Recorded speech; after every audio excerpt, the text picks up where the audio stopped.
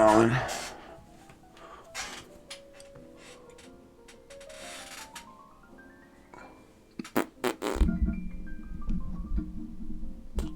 Alright, let's see what we're going to be doing. Hello, we're getting that stream going. So, we're going to be on, everybody. And sweet. Alright, cool. We are going, everybody. We're going to get this show going. So, let me just check the Discords and whatnot, and I think we're good. Alright, news is good. Giveaways are good. Alright, cool. Alright, friends. I think we're going to get this one going. So, awesome. I just want to check my dashboard really quick. Alright, we are good. Good.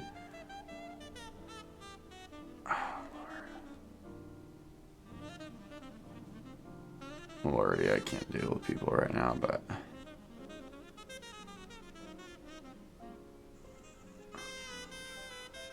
Alright. Just making sure everything looks good. We're good. So, what's up, everybody? What's up, Fade?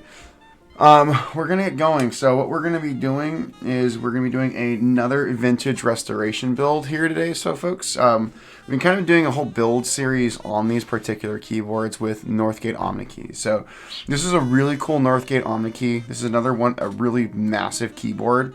I did a lot of work off camera for this particular keyboard. What's up, Sandman? So this is a Northgate Omnikey Ultra-T. So this is what the keyboard looks like. So it's a massive keyboard. So this is kind of like the smaller brother to the Omnikey Ultra.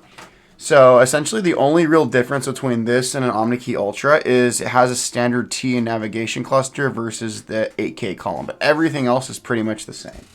So we've been on a good run with the Northgate Omnikeys of this Northgate Omnikey rebuild project. So I'll show you the 3 that we've rebuilt already. So let me grab them and we'll kind of show y'all the rebuilt Northgates. Give me a second. And here we go. So the first Northgate Omnikey in this series that we rebuilt is my Northgate Omnikey Gold badge. So this is the most sought after one because this one came from the factory with the iconic Blue Alps, which, to be completely honest, of all the vintage boards I have in my collection, this is my favorite. Like, this is one of my daily drivers. Like, this board, in most cases, when it's not on display, never leaves my desk. Like, I love this board, and this is by far my favorite, and it has my favorite, all-time favorite switch. So we have that one, the blue label, the gold badge, and then we got this one together the other evening. I didn't stream it. We did it later than the day after we streamed the Amber Alps one. Well, this is a Northgate Omnikey Plus, and we put green linear Alps in this one. So, yes, actually, I can show you a Northgate Omnikey a Northgate Omnikey PCB, which is really cool. So, so there's the Omnikey Plus, which also has an 8K cluster. And here's the big brother to the board we're building today, which is the Omnikey Ultra, which this board's absolutely insane. This has Amber Alps. So, Amber Alps, these are a really heavy switch. These have an 80-gram actuation force, so these are very heavy switches. They're pretty smooth, but I'll be completely honest, I've been typing on this one a lot, and I still prefer Blue Alps. Blue Alps have a 70-gram actuation weight. These actually are kind of tiring to use. So believe it or not, you don't think that 10-gram weight and spring difference makes a difference, but it does. Like, I was doing some work on this keyboard the other a couple nights ago, and these Amber Alps definitely wear in your fingers. So, but yeah, definitely cool. But again, this board is absurd. But you can kind of see the similarity. So the Ultra-T is kind of the just another variant of the Omnikey Ultra. The thing that's nice, this one's kind of a lot of people like this board more because you have the standard T navigation cluster. Now here's the cool thing about Northgate Omnikeys that I've kind of learned about as I've been tearing them down and learning about these boards is there's a lot of interchangeable parts. So like, for example, this plate right here that's on my Ultra-T can also be used on an Omnikey 102. The PCB on this particular board is also exactly the same as an Omnikey 102. And these PCBs and plates also have cutouts for the 8K, for the mod to be built in models that have the 8K clusters. So there's a lot of interchangeable parts in these particular keyboards. Now the Ultra-T that we're going to be building today, it actually is date stamped, which is really nice. So this part, I can tell you when this particular board is really interesting. So it was made in August 25th, 1994. So this is a pretty late Omnikey. Let me check out that Apple IIc. I'm honestly really tempted to pick it up. I might just buy it on stream right now, guys. I hate all of you. Let me see. Oh, it's sold. I'm kind of glad. Parrot, it's sold.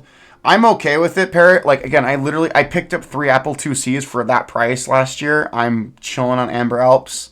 Like, I have enough Amber Alps to make a TKL, even after building the Northgate Omnikey Ultra. So, like, I'm not too much in a rush to get it. I'm glad someone got it, because that is a freaking steal for Amber Alps. I mean, that's a lot better. So yeah, we're gonna do this one, but this board right here has a pretty rare Alps switch. These are gonna be Alps SKCM Cream switches. Now, these are different from the dampened creams. These are these particular boards right here are going to be undampened cream. So these are an earlier Alps switch. These are one of the earlier tactile switches that were made in Alps production run. So I got these switches actually from Careless. I got a batch of them that I had in my GSK-T00 that I got from Careless earlier last year. And then I just ordered an HP Vectra Portable CS from Careless. So I was able to use those switches to kind of finish out this board, because there is a metric truckload of board, switches in this board. We have the double F row. We have the T cluster. This is a really, really big board. So yeah, these are really, really awesome switches. We fully have restored them. They've been lubricated, and they're pretty much back to normal. We also restored the PCB. The PCB was pretty gross when I got it, so we've cleaned up the PCB and it's all nice.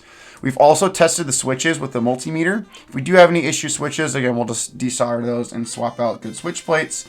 But there's been a lot of work that's kind of been done behind the scenes leading up to this. There's probably, there's probably over a dozen hours into this board already. There is a lot of work, and that's why I tell people with these usually for streaming, I just want to do the final assembly of the board and the final bit of soldering and keycap assembly, because these streams would be like 12 plus hours long if we did everything from like start to finish. So I really don't show a lot of the restoration. Who knows, as maybe if I get more experience like video editing and stuff like that, we can maybe make a video series on like restoring a board from start to finish.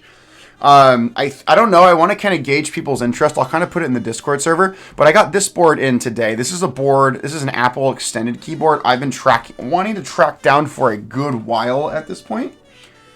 And I'll show you why it's interesting. So this Apple extended keyboard, I have the other 2 models of this particular one. This is an Apple extended keyboard 2. This one has Salmon Alps. I've been looking for a Salmon Alps AEK2. Those are actually kind of hard to find, and it has all the correct markings and everything. So I've been looking for this one. It's kind of clapped and disgusting, but we're definitely going to restore this board once we get the Omnikeys done. But I definitely want to kind of see interest. I'll put it out in the Discord server. Maybe if chat wants to comment, if you'd be interested in seeing us tear down a keyboard. I could definitely show you guys my methodology and how we tear down these keyboards to kind of their bare components. So we'd have to like remove the keycaps, disassemble the case, do everything like that. So I'd definitely be down to kind of show you all deconstruction, because pretty much all the vintage boards I have are pretty much fully disassembled. So this is okay. I think people might be interested in doing that. So maybe in the future, maybe sometime next week, again, we'll put this board on stream and we'll fully disassemble it. And I'll kind of walk you through what you kind of need to do if you want to restore a vintage Alps board. They are a lot of work, but they're very rewarding and I think really fun. So we'll put that puppy to the side. But yeah, I want to do the Omnikeys first. That's kind of my priority with my vintage stuff. And then we'll go to the Apple stuff. We have a ton of Apple boards we got to restore. And then we also have some Focus Electronics keyboards. And then also we have the 2 IBM Battleships and the IBM Model F. So we got quite a few keyboards. I'd say probably 20-something keyboards we got to restore over the next few months. So a lot of really cool projects. But my priority was getting the Omnikeys back together because those are my favorite one. Nice. Oh yeah, absolutely. Again, I would love to kind of show people how to restore boards. Again, I'm not a video editor. Again, that's why I just do the streams and upload the VODs to YouTube. I think I might do a video series on like restoring an Alps board. I think there might be a lot of value in that. So I'll definitely explore some options on, again, kind of restoring and kind of walking through the process of how to do it, because I think the thing with restoring these Alps boards, it's not difficult. It's just very labor intensive and very time consuming. Restoration, again, I do build commissions into like modern keyboards like what we're doing here. What's up, Eisenheim? When we're talking about restorations, I do restorations for people. It's a little bit different. Kind of depends on the keyboard and how much work and what condition the keyboard's in. Some keyboards are going to need more love than others. But overall, like, again, honestly, I charge you probably like $150 to do it. It would still take about a month or two to do. Again, because we're going to fully tear the keyboard down, restore the switches, clean the switches, lube the switches, refinish the plate, because these Alps plates are usually made out of steel and they're not coated and they're rusted to all hell. So there's a lot of work that goes into them. But like the Adapt, if you're interested in like me restoring one of your boards, I'd be happy to do it. Again, I'm not going to charge you a lot, maybe $150 to do it, but it's just be prepared to have your board gone for 1 to 2 months, because it's going to take time. That's the only thing I tell people. With it. Oh, the board's fully functional, which is good too. That's always a good thing. The one thing about these old keyboards, these PCBs are surprisingly robust. Like, I've found PCBs that have water damage and that they still work after some cleaning up. So the components in these old keyboards are surprisingly robust. So I'm firing up the soldering iron, and we're going to start soldering switches. We don't have to do much testing. I tested these switches over the weekend. My screen aspect ratio is small. Let me see if I can check my, let me see if I can fix my main screen. I tweaked with some Twitch settings recently. Let me look at my Twitch stream really quick. Give me a second. Let me go. It's kind of weird. I have my aspect ratio set up to 21:9, so that's why we have the black bars on the side. Again, I need to figure out. Oh, nice. That is really, really cool. Apple II GSs are sick. I love those boards. I have an Apple II GS keyboard that's also going to get restored too. I have all the Apple Alps keyboards pretty much. So, all right. Yeah, sorry. But Eisenheim, my aspect ratio is kind of messed up, because the reason I did it is I was trying, my screen share from last night's stream was kind of messed up. I did my screen share to properly show, things were cut off, so I like properly want to show the screen share. So that's kind of why we kind of did that. So that's kind of why it was fixed. So yeah, definitely going to fix like the standard one when we just kind of view the top down. But yeah, we're going to get the soldering irons fired up, and we're just going to start soldering this board. This is a big board. We have well over 110 switches. I'd say about 115 switches we got to solder in this board. So yeah, it's a big board, and again, we put a lot of work into this beauty. So this is a really, really pretty keyboard, and I freaking love this thing. So yeah, so let's get the soldering iron going, and we're just going to start soldering this puppy. All right, and then also too, before we get going, I do want to show off the transition light. We built this last night on stream. This is an Alps keyboard made in a Swag Keys transition light with white clicky Alps, and this is a free giveaway we're going to be doing. So the giveaway is open until February 2nd. So if you would want to win if you want to win this keyboard, this is going to one of you lucky people on the internet. So, which is really cool. So it has full RGB underglow, and it's a transparent case, so you can customize the RGB to make it pro gamer unicorn puke for all I care. It's gonna be your keyboard. This is an awesome keyboard. I took it to work today, and I used it at work today, so everything is flawless. This is a great keyboard. And again, it's a global giveaway. All you got to do is be a member of our Discord server. Once you're in the Discord server, go to our giveaways channel, and you'll see a blue button under the giveaways. Once you hit that blue button, you're entered into our giveaway. It's global, and wherever that person is on the planet who wins, again, we will find a way. We'll get that board to you. So I had someone in Discord ask today if we ship to like Canada or whatever. Like, we're gonna ship it wherever it needs to go. So, and again, this is on me. Like, this is a full free giveaway. Again, you're not going to pay anything. Like, this is my way of giving back and saying thank you to the community. So, yeah, but we're going to start soldering these puppies in. I soldered a few switches in the other night just to kind of hold the plate in place. But we have a metric truckload of switches we got to resolder on this board. So that's what we are going to be doing. So this is a really good board, and I love this board.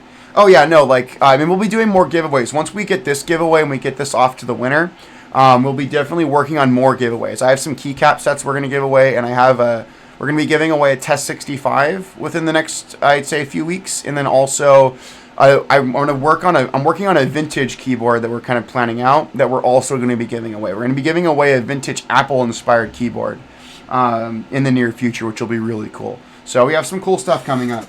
So we're going to start off with the number pad, and we're just going to get the numpad going. So, and one thing people notice, if you notice when I solder my switches, I only do one pin at a time. And I do that because sometimes there's a slight gap between the bottom of the switch and the PCB. So what I do is I solder in one pin at a time, and I let that solder kind of cool down, and then once a section of the board is done, I'll then go back and reflow, and then I'll push that switch in to make sure there's no gap in between the bottom of the switch and the PCB. That's just a little thing, a little soldering trick that I picked up, and that just kind of helps with sound and whatnot. So I love the Ultra-T. It's a really cool board, and I know a lot of people either love the 8K LED or just don't like it. So like I feel like the Ultra-T, if you want, I think it's the most usable of the Omnikeys aside from the Omnikey 101, which I do have an Omnikey 101, which we're gonna build with orange Alps. But I think this is probably the most usable layout. And the thing that's really cool is one modern keyboard that I got, which is very inspired by this keyboard, is gonna be my Diversity TKL. So when we get this board built by the end of the stream, I'll get the Diversity TKL out, and you're going to see very much how this board was an inspiration for the type of Diversity TKL that I got. So that's going to be really cool. So I'm really excited. So yeah, we're kind of going through. So we're just soldering in one pin at a time on the number pad, and then we'll get all of these switches on the number pad properly seated. So, and again, this board was manufactured in 1994. But if I look on the PCB, it has date markings for 1989 and 1990 based on the patent number, which is pretty cool. So yeah, Blue keeps calling it the Diversity, the Omnikey Mini T. It basically is. It's a really cool board, and I love the Diversity TKL. That was probably my keyboard of 2025. Was the Diversity.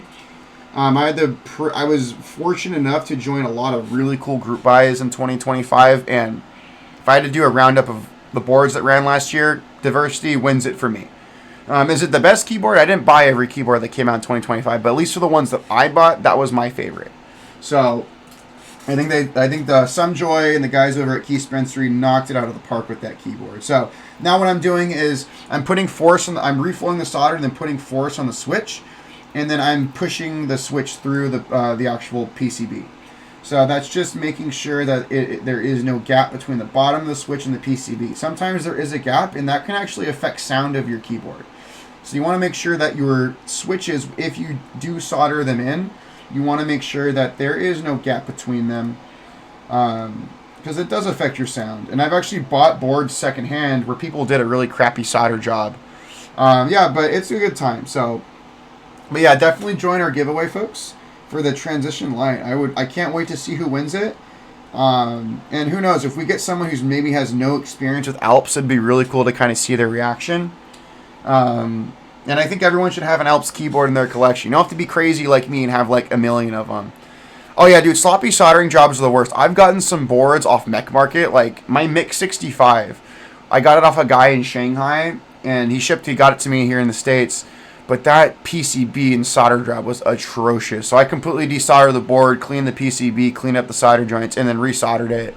Like, I don't know. I don't think I'm a master at soldering. There's a lot I have to learn about soldering, but like, yeah, the bar is pretty low. It definitely makes your job more miserable.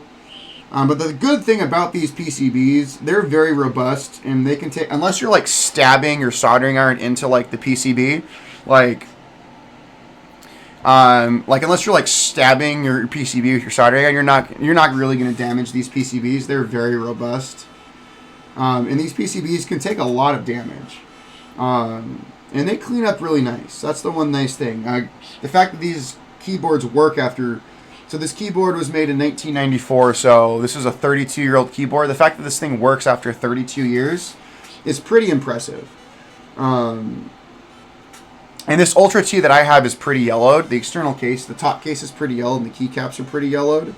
So this keyboard was definitely used and abused. When I got it, it was in pretty rough condition. But again, everything has been restored on it, and this is going to be pretty much as good or better than with this. And kind of my goal with the Omnikey restoration project is to have Alps each. There's 10 Omnikeys. I have 7 of the 10 so far. But the goal is to have every single Omnikey have a different switch. Now I'm kind of knocking out the insane switches like Amber, Blue Alps, like Green Alps, Cream Alps. But I eventually one of the Omnikeys will get Brown Alps. And I'm probably I want another linear, so I'm debating if I want Cream linear Alps or Yellow linear Alps for the second linear one. So it just depends on what I can get access to. Because again, these are really big keyboards and they take a metric truckload of switches. So that's the thing about the Omnikeys. They're at minimum 101 switches. But if you're using some of these bigger ones like the Ultra-T or the Ultra, like you're looking at like 120 something switches. So these are very, very big keyboards. So, and some people even put like the Omnikey Ultra and like the Ultra-T in like the same category as like terminal keyboards like the IBM battleships.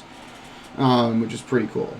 So, which I do have a couple IBM Model M battleships that are literally sitting in my closet waiting to be restored. I haven't even taken them apart. I'm just so busy with other projects. I don't have the time to deal with the battleships. So, and also this battle cruiser, we will eventually rebuild it. I want to ANSI mod it because I hate the layout of these things. It's ISO and it has a small left shift, which I absolutely despise. Like my typing, I absolutely need left shift. Like a full left shift. That's just my creature of habit. So we're going to do our arrows now. So we're just going to kind of work our way through. So we're in our navigation cluster right here. Going good. So let's put these arrows right here.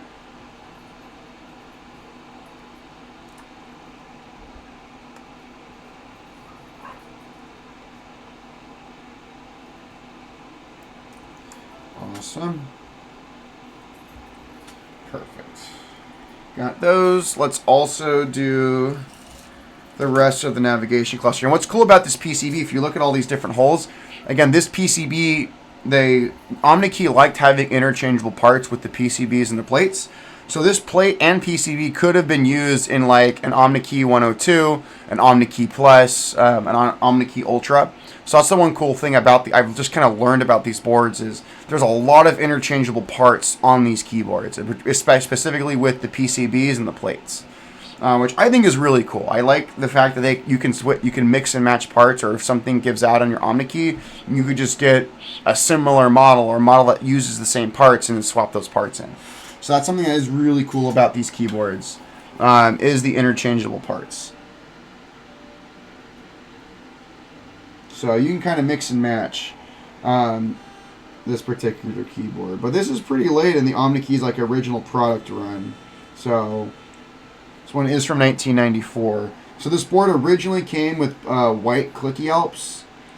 So, but again, we are putting a much, much cooler switch in these keyboards. And again, this is going to be my first time putting tactiles in Omnikey, which is going to be pretty sick. So, no, do you know what's, believe it or not, Blue Keeps, the Omnikey 101s, there's 4 Omnikey 101 models. You have the 101, 101N, 101I, and then the 101P. So there is parts interchangeability with the standard 101 and the 101i. The 101i is one I don't have.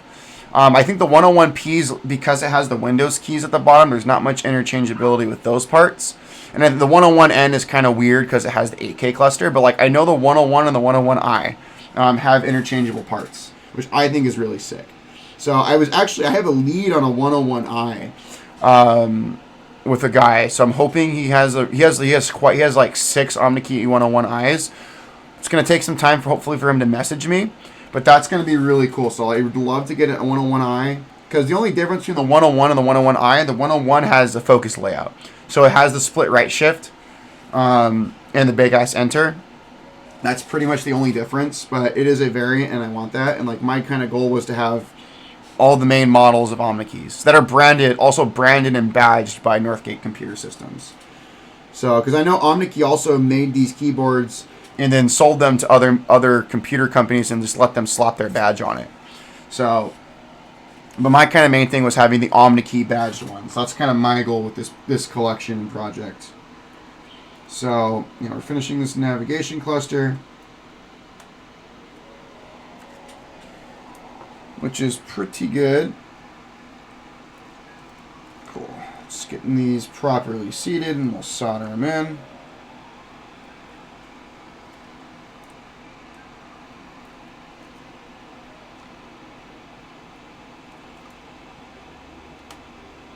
Alright, now we can solder in the rest of these points. So yeah, these are really cool cords. I mean, Northgate Omnikeys are up, I would say up there with like the best Alps keyboards like you can get. And the thing is, they're pretty affordable. Like, some people on eBay or online will ask like absurd prices, like $300, $400, $500 for these keyboards. But realistically, if you shop smartly, you can get these for between $50 on like the low end to like, I'd say like $150, $175 on the top end, depending on the model. And these keyboards restore really easily, and they clean up really well. Once you got them fully restored, like, you got probably one of the best keyboards ever made. So, like, definitely, these are definitely worth looking into if you're looking for like a vintage keyboard. But I just just be patient. And if you want any buying advice, I can tell you which I can kind of showcase, like, which Omnikey, what the Omnikey models look like. So, because there's a ton of there's 10 different models that Northgate Computer Systems originally made back in the day. So they have everything. Like, I'd say the most familiar of the Northgate Omnikeys is going to be the Omnikey 101. That's the only one that has a standard ANSI 101 layout. And it doesn't have, most of them are going to have a big ass enter. And I know some people don't like the big ass enter, so if you want a Northgate Omnikey, the 101 is probably going to be your best. That's the most sought after. There are a couple of them that came up on eBay today that are pretty affordable. I didn't buy them because I have a 101, like a standard 101. And my 101 doesn't need any new parts, so we are good on that. So, because again, my 101, we're going to put Orange Alps in it. I gotta put the Orange Alps back together and lube them.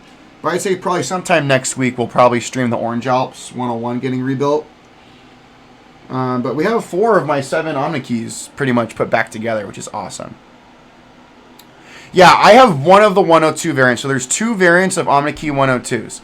So there's an Omnikey 102 that has an escape on the row where the F row is, and there's an Omnikey where there's no escape where the traditional F row is. I have the Omnikey 102 that has the escape where an F row is supposed to be. So like I can show you, let me show you my 102 chassis. Here it is. So I can kind of explain the 102. So here's a 102. Here's my 102. So there's 2 variants. I have the variant that has the escape key up here, kind of where the F row is supposed to go. There's another Northgate Omnikey variant that has no escape key right here. So it's very anal. It's a very slight difference. But yeah, the 102s are the most common. I got this one pretty cheaply, but the current listings for the 102s with no escape key right here, they're asking like $400, and they're not budging. Like, I had a guy who had a clean one. He was asking $300, and I lowballed him. And I said, dude, the board's not worth $300. He said, oh, I'll give you a discount because you're collecting. He said, charge you $285. I'm like, the board's not worth that.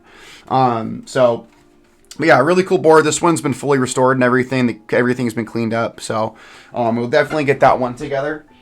So let me just put that one back on the display because we're not building that one out. So yeah, but it's really cool. So yeah, we got the 102s. I mean, the 102, the other 102, I mean, this is a 102, the gold badge, like the gold, so the other 102 I'm looking for has a blue badge. So it's a blue badge, but it has basically the same layout as this board. But it has a blue badge. Again, it's very slight variation, but I want that additional model. So yeah, so let me just put my gold badge back off to the side because I love that board, and it is my personal favorite of the Omnikeys. Of the whole collection so far, again, because it's my favorite also because it has blue Alps. Like, can't go wrong with blue Alps. Blue Alps are the freaking best. So we're coming along. We're almost done with our navigation and home cluster. And then we'll move on to, I got that.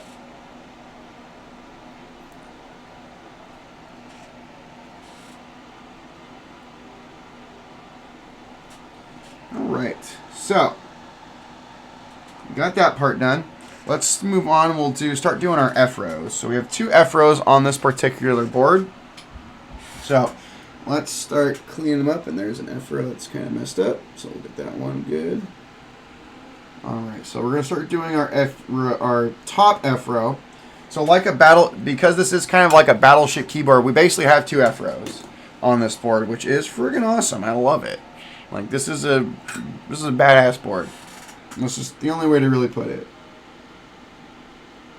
So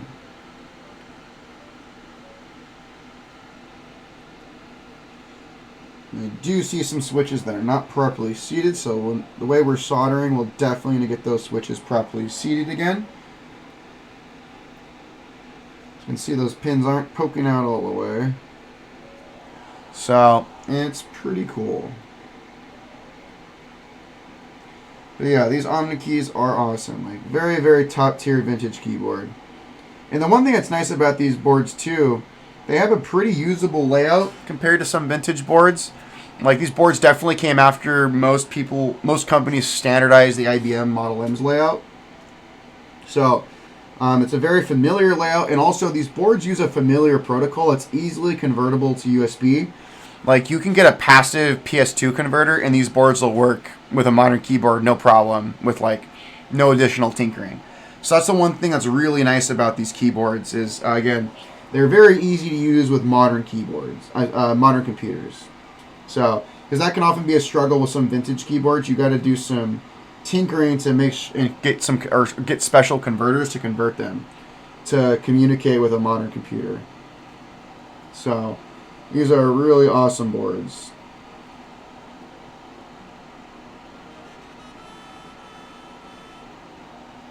So, and awesome. And cool. All right. So, let's start doing this F row. Yeah, that one wasn't seated well.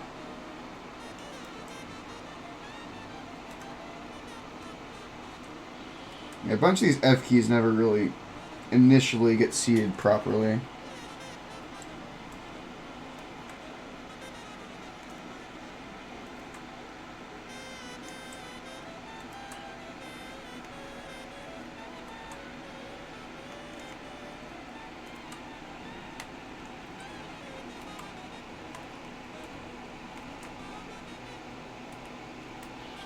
Getting close, so we're moving. Alright, we got the top F row. Now we're going to go to our F column and get those, which is pretty cool actually. Yeah, also one thing about these Omnikeys too, like they are once they are built, these things are tanks. Like these things are pretty indestructible.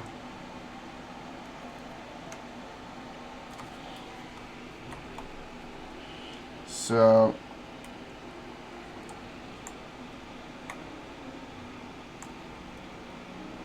awesome. All right, those are going pretty good. Awesome, awesome. So now we are going to start soldering in our F keys. So yeah, these are very, very robust keyboards. Again, like I said, I absolutely love these things, and they're just amazing boards. Again, I wish keyboards were still made like this.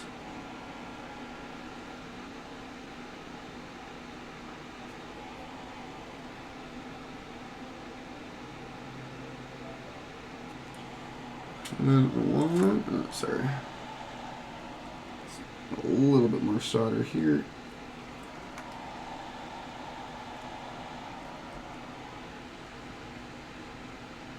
So, yeah, this one's coming along. I mean, there's not as many stinking switches we got to do compared to like the Ultra.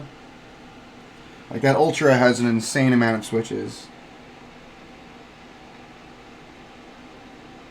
Again, once this is built, we'll definitely showcase it compared to some of the other Omnikeys, and also the Diversity TKL, which is I feel like this is kind of the board that inspired the Ultra-T. I mean, sorry, the Diversity.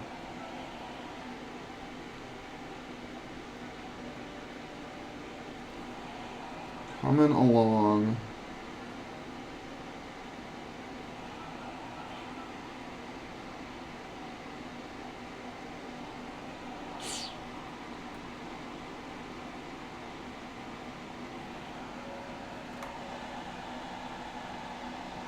Let's get a little more solder in this one. Cool. Awesome.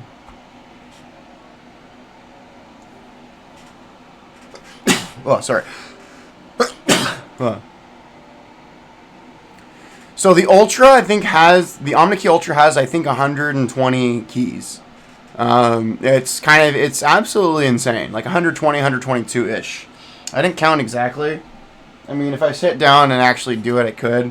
But there's a metric crapload of keys on that board. So the Ultra is just kind of insane. That is, I mean, I put the most insane Alps switch I have within reason in that board for a reason. So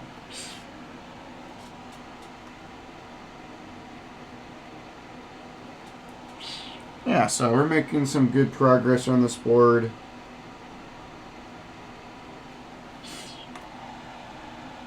Nice. Yeah, we're making some good solder progress. I mean, this is a relatively easy board to do. Like, this isn't crazy involved like the Omnikey Ultra. So, yeah, this board cleaned up pretty good.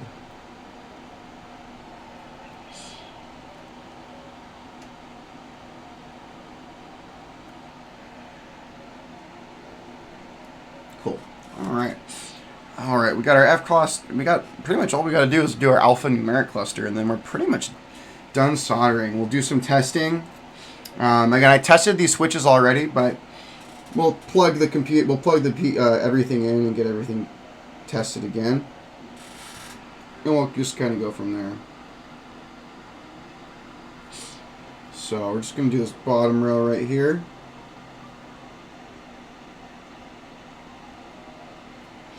Awesome.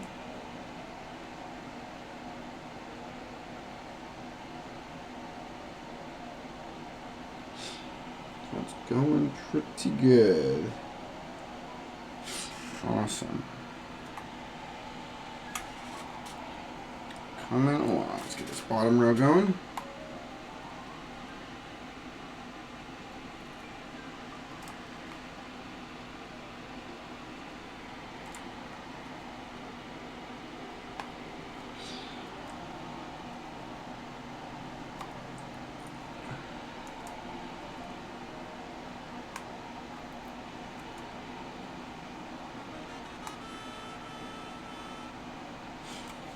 Alright, got that. Just kind of clean off my soldering tip really quick. And then we'll do the rest of this bottom row right here. And then, yeah, we'll start moving into our main cluster right here.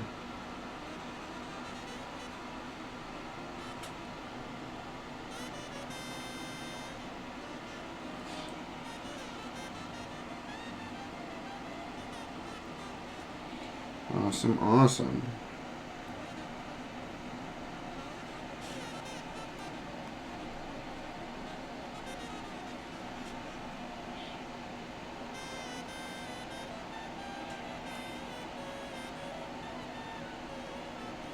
Cool. Got that bottom cluster in. We're going to do our modifiers next. And then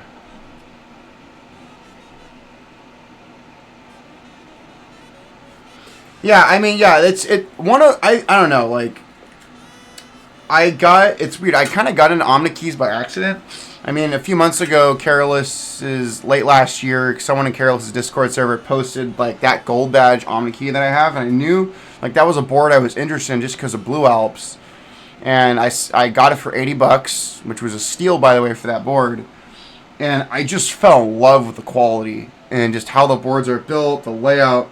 Like, there's so much to love about these boards, and I'm like, well, and then I said, like, and I did more research on Omnikeys and watched Shira-san videos, and I'm like, there's more models, and then I bought an Ultra, and then I bought another one, and then I bought another one, and then I had 7, and I realized, well, how many are there? I might as well just get. It's like that meme. It's like, I'm just gonna get one. Well, what if they get lonely? Maybe he needs a friend. Well, then I get 2. Well, maybe if they get sick together, we have to get them a friend. Well, I'm already this far. It's not that deep. So I'm just kind of going with that meme. I might as well just complete the collection at this point. And I only have 3 more Omnikeys to go, and then I'll have all of the models. Like the last 3 are just becoming hard to find. I have most of the ones I found pretty easily.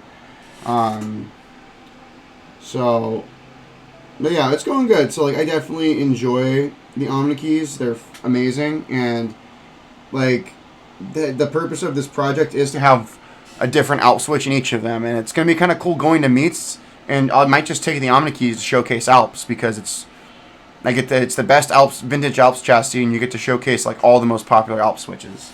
So including some of the more insane ones like Brown Alps and Amber Alps. Because one of the Omnikeys I definitely plan to build with Brown Alps, which I think I don't know if I want to do I'm thinking of doing like either the 101P or the 101I with Brown Alps. We'll kind of figure out when I get one. I'll figure it out, and then I figure I have to go buy like $500 worth of Brown Alps to like kit it out properly. So we'll see. So that is a future project. But yeah, one of these Omnikeys will get Brown Alps because why not? Oh, dude, Brown's is gonna be insane. It'll be as insane as my Amber build.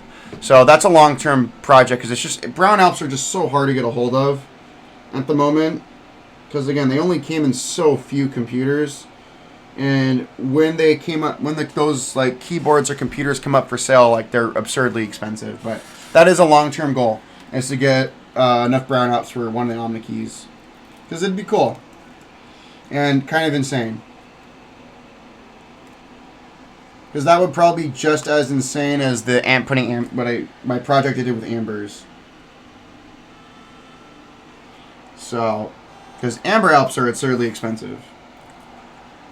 Like again, if you shop around, again, there was a deal for like the Apple keyboard that came with Amber Alps for like $100. I almost bought it, and I said no because I'm good on Amber Alps.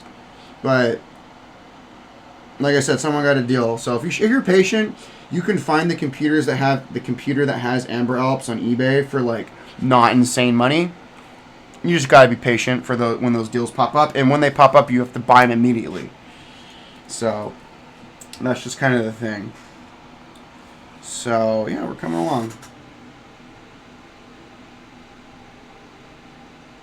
Yeah, I didn't buy that Amber Alps assembly today because again, there's other projects and things I want to do right now.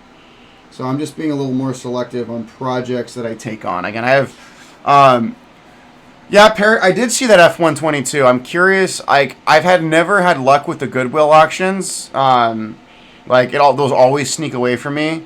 I would love to get that F-122 and restore it. But who knows? Like, it's just, I'm probably not going to win it. I am watching it, but I'm probably not going to win it. I really would love I want an F-122. Like, I want the Model F battleship. So, give me a second. Alright, we have all of our modifier keys soldered in, which is awesome.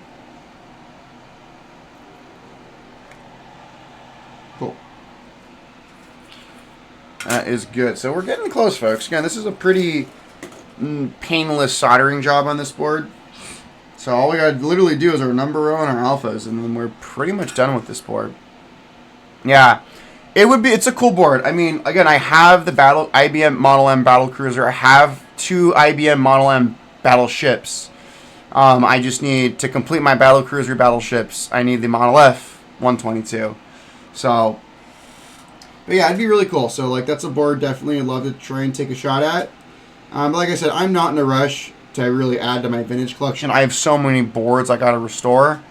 So like, I got enough stuff to keep me occupied for a while. So I am kind of chilling on vintage stuff. Like, my kind of goal is just really kind of slow down getting vintage stuff and kind of fully restore and fully fix what I have. And then once those are done, then think about adding new projects.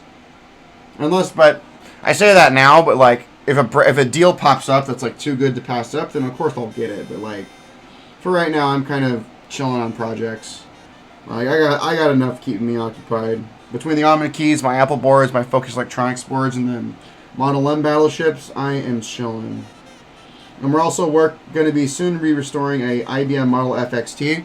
Once I get the bottom case back from my Cerakote guy, and I get the inner case foam and the keycap I ordered from Ellipse, then we'll get that going.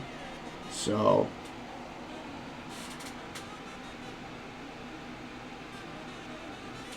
I know Ellipse is really slow in his shipping. It's not like I ordered a keyboard from him. I literally ordered parts, but oh yeah, it's gonna be crazy. Yeah, and I mean honestly, this vintage stuff is stuff I don't want to sell.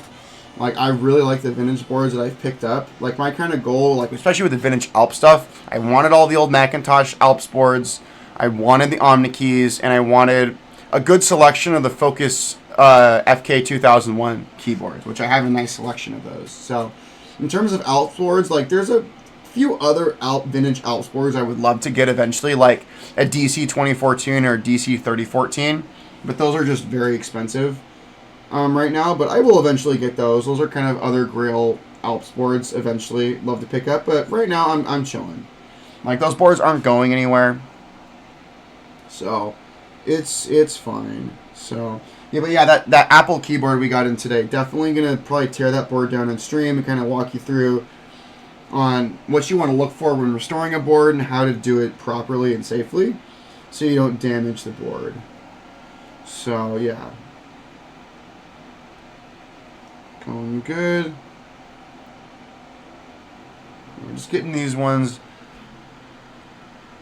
Yeah, one of the Omnikeys is getting ivories. I think I'm doing the 101N, so that's the 101 with the AK cluster with ivories. So that is going to be the 101N for sure is getting ivories. I mean, what is here? Wait, let me look at the keyboard spreadsheet. The great keyboard spreadsheet. Give me a second. Let's look at this thing. Let's take a look at the great keyboard spreadsheet. If you guys want to see here, I'll screen share and show you my madness of the keyboard collection. It's just kind of insane. Let me go to I got my Googles open.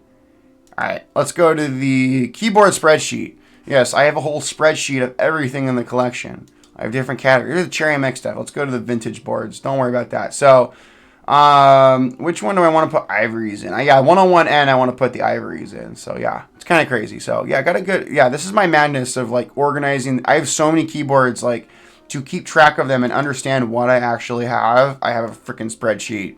And I also keep track of, like, all the all the switches and boards I do want to buy this year. So it's just kind of crazy. So yeah, absolutely crazy. So yeah, you eventually have to get to a point within your collection where you have to have a spreadsheet, because I honestly lose track of how many freaking boards I got.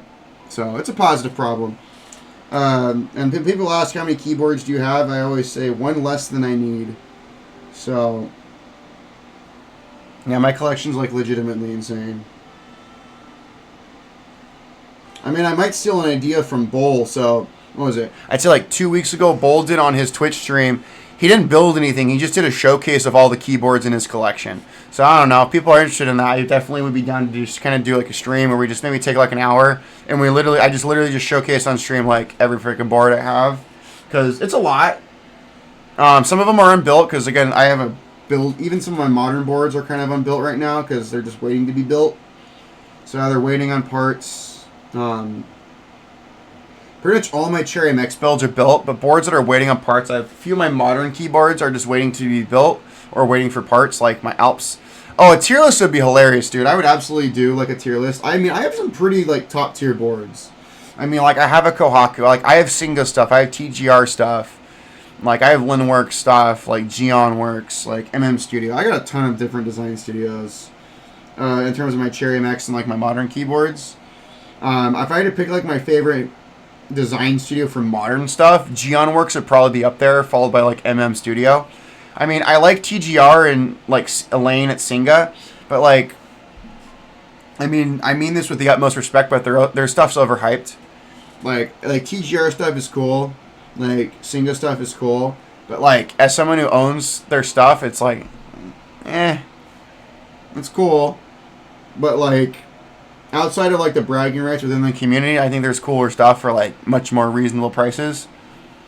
Yeah, Blue Cube's definitely steal Bull's idea of just like doing a Twitch stream. Instead of just building something, you just show off the collection, which I think I might definitely do. Because I think some people kind of ask, and I've only ever taken the entirety of my collection out to a meet in public at once, which was the UC Irvine meetup, which I did back in October. And again, I literally had like 50-something keyboards. And I have more keyboards now since then, so believe it or not. And I'm buying a keyboard this Friday, so for an upcoming Alps project. So yeah, definitely, it's just definitely kind of insane and crazy. So we have definitely a lot of cool stuff for sure. So yeah, so I'm definitely gonna steal a page from Bull's ideas. And again, I've talked with Bull, and I love Bull. He's yet to make a keyboard design I like. And that's not to say his stuff is bad. Like Bull's stuff is like outstanding in terms of its like industrial design and like quality. I'm just picky on industrial design, and Bull is yet to make a board I like in terms of design, which sucks because I freaking love Bull. So who knows? One day Bull will make a board I like in terms of aesthetics. So much love to you, Bull. If you ever see that soundbite, I'm not insulting you, sir. I love your stuff.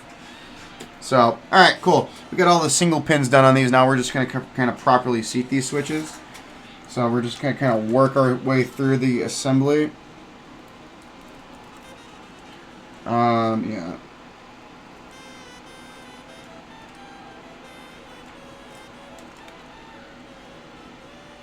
Yeah, I always just forget how big this PCB is and how massive these boards are.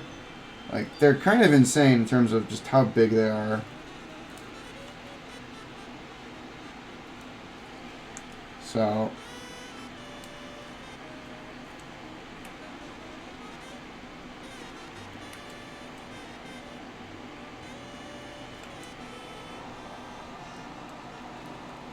alright, cool. That one's good. Now we're just kind of going through, properly seating everything. Again, we did test these switches. If there are any faulty switches, we'll definitely test them with the multimeter again. And just, if they need to be desoldered, we'll desolder them. But I think we should be good on this board.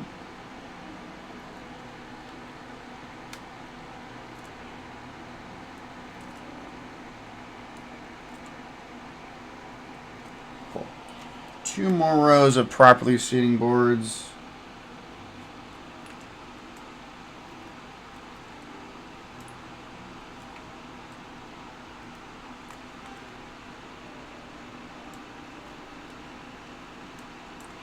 Then once these are done, we'll do some testing, and then we will start installing our stabilized keycaps. And then once those are in, then we'll do keycaps and then final assembly on this board. So yeah, we got some good switches right here.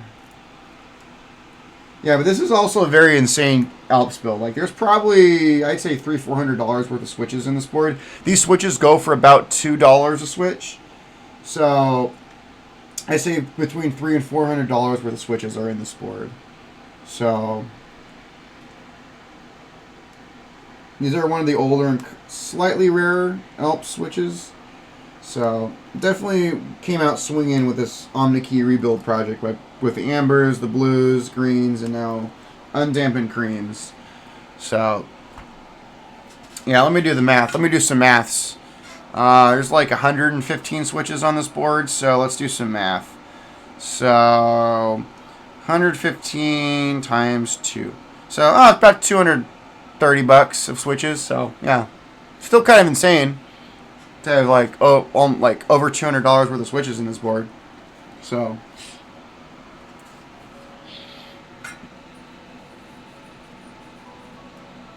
all right.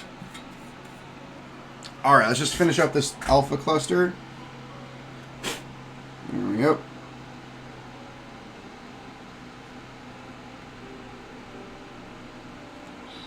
Yeah, we are looking good, friends.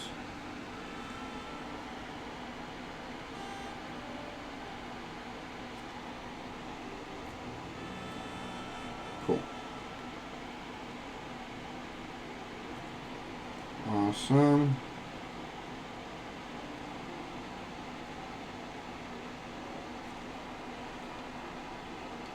making sure we get them all. So, yeah, this is going good. So, we're definitely getting a good amount of stuff on this board done.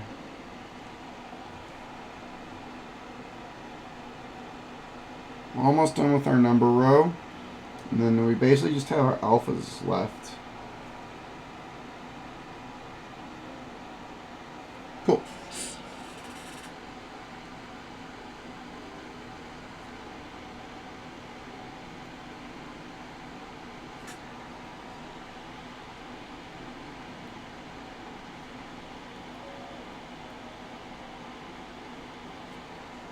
Cool. Yeah, we're just kind of making our way through.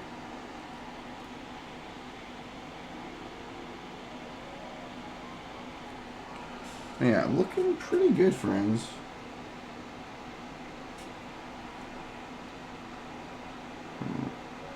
Got a couple more rows of switches, and then we can start testing.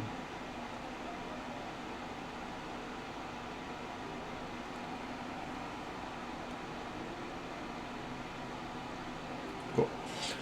Looking good, friends. All right.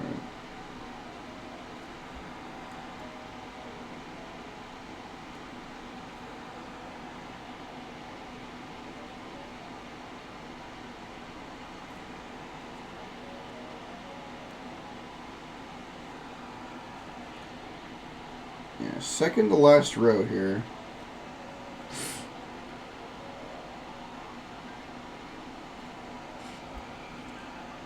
Yeah, but we're looking pretty good, friends. So,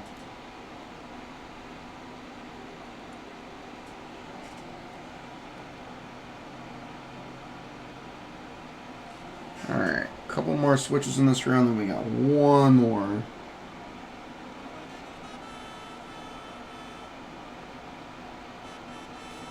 All right.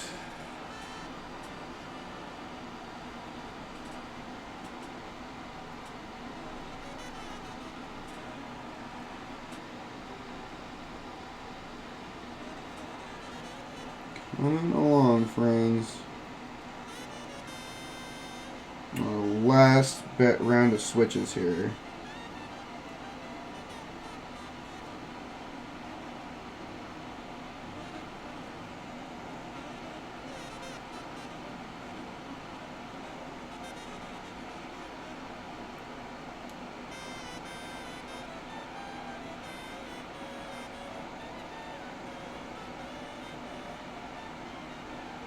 Cool. All right, those are it for soldering. I'll turn my soldering iron off right now. Turn the vent off, and let's start testing. So that's essentially good for there. So there we go, friends. So we have all those switches soldered. All those solder joints look good. I want to double check that everything is soldered up. Make sure we didn't miss any pins. I don't want to think I have to desolder anything. All right, cool. That's looking really good. Let's flip that over. I can see those creams in all of their glory. So look at those beautiful switches. So look at those. So that is awesome. So let's pull out our bottom case, because that actually has the cable interface that we're going to use. So let's just put this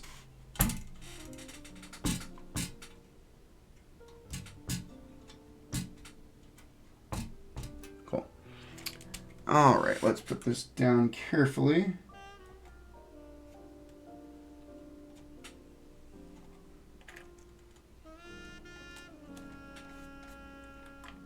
Let's plug that in. Cool. There we go, friends. So we have everything mounted up. Let me get one of my PS2 cables.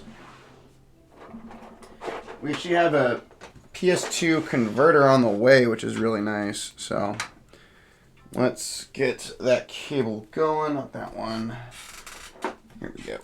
Let's get it going. So, all right, let's plug this in really quick, and we'll kind of go from there. All right. Okay, let's.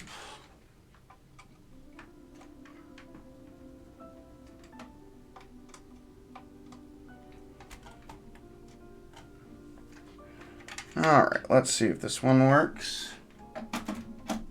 Yeah, boy. Alright, let's get this one going. Alright, let's get my VIA opened up. Here, guys, I'll open up my VIA and kind of show you what I look for when I test switches. So let me get my screen share going. Alright, here we go. And we're going to go into VIA. So here we are into VIA, folks. So you can't really see me, but we're going to start pressing switches. I'm going to kind of show you what I look for when I do switch presses.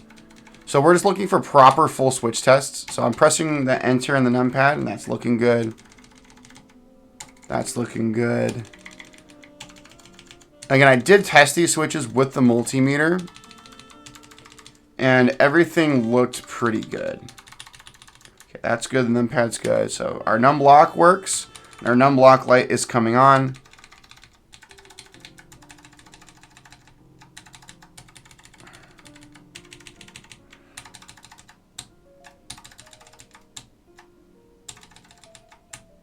All right, this switch is being, this switch right here that I'm pressing on the top corner, the minus button, that's being inconsistent. So we're definitely going to take a look at this one, and we'll most likely swap a switch plate. Let's go to our arrows now. Up arrow, down arrow. That looks good. Let's go to page down. And okay, end is being weird. Insert, I have no registration, unfortunately.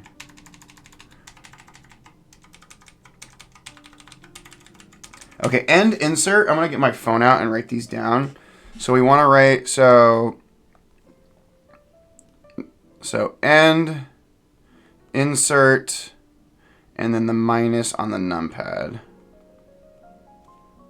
Okay, cool. So we have 3 switches so far. Pause is good. Scroll lock light comes on. And our print screen works, so that's good to go. All right, let's do our F row now. So F1 is working just fine. F2.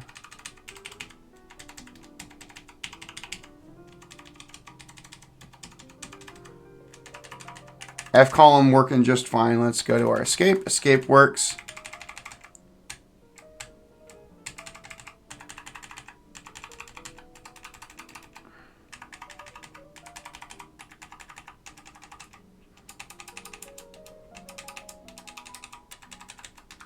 All right, so F1 and F9 on this top F row are not working correctly.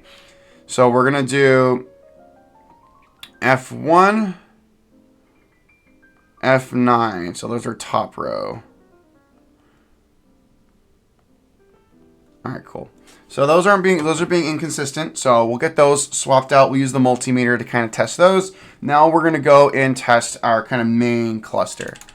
Backspace is good. Big ass enter is good. Right shift is good. Backslash. Let's do our space bar. Big key. Tilde is being weird. So we're going to put tilde in our swapping. Tilde is not giving me the best registration. Tab is good. Caps lock works. That's nice. Left shift. That works.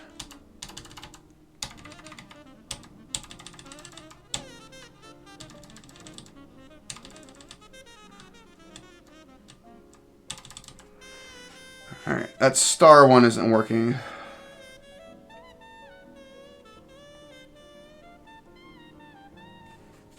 Okay, so and let's go to our number row.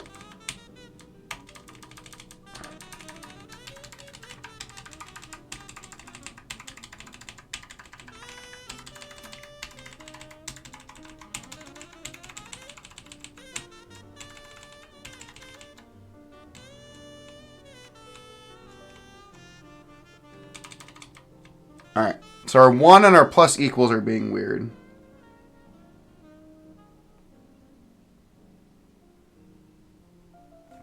That's fine. Let's go to our next one.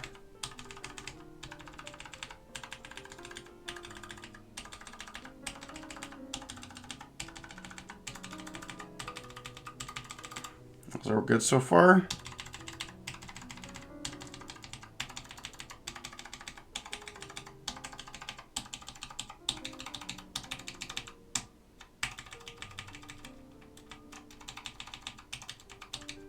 All right, A and S are being weird.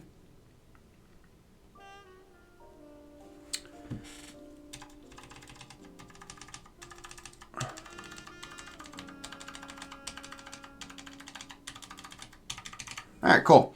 All right, there we go. We got our switches. Let's go back to our...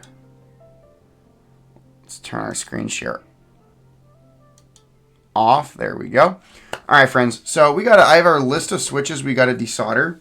So we're going to get the desolder gun out and kind of go from there. So let's just kind of move my cable here, and we're going to kind of get ready to desolder. So let's get this PCB and plate assembly disconnected from our board. Let's take our case and put that away. All right. Let's flip this puppy over and we'll go from there. So let's take a look at my list really quick just to make sure that those are all looking good. So yeah, we got some good stuff going. All right, so let's get this going, everybody. So we got that going. So let's get our desolder gun out. Where the heck did I put it? There we go. Gotta get this friggin' thing out. All right, let me grab this. Let me grab the tools I need for this thing. All right. We've got quite a bit of soldering we gotta do. I mean, desoldering we gotta do for this board. So it's all good. And we'll also retest switches. So we'll also be getting the multimeter out and testing everything appropriately. So we'll get our multimeter as well because we're gonna need that. So while the desolder gun is heating up, we'll get everything going. So we have our list of switches we got to do. So that's what we're going to kind of figure out. Oh. Hello, Reddit. Ooh, someone wants to know about our giveaway. Give me a second. All right, well, that's heating up. I'm going to get something from... All right. So... that Hacko is heating up. Yeah, someone on Reddit was commenting. I posted the giveaway board on Reddit. I couldn't broadcast it as a giveaway because r/mechanical keyboard mods are very, very specific on what they like. But I'm going to comment something that they wanted. There we go. All right, almost done unheating. So let's get to that note. Okay, so... we're going to do that minus on the numpads. That was our top corner one. So we'll get that one out first. All right, cool. Let's make sure we have no clogs on this freaking tool because this tool is very, very finicky. Like, I love my Hacko.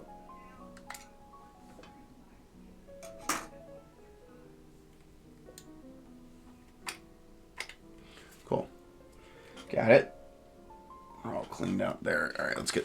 yeah, there we go. All right, let's get this one out.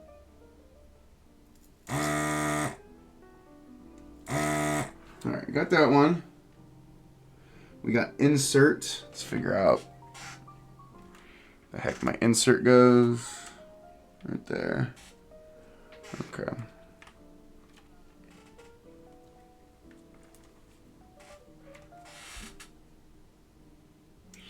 All right, give me a second. All right, inserts right here.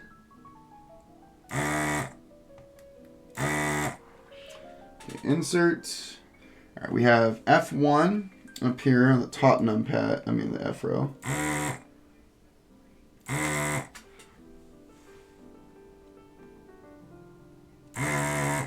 Cool, got those desoldered, and then F9. So it's 8. F9 is right here.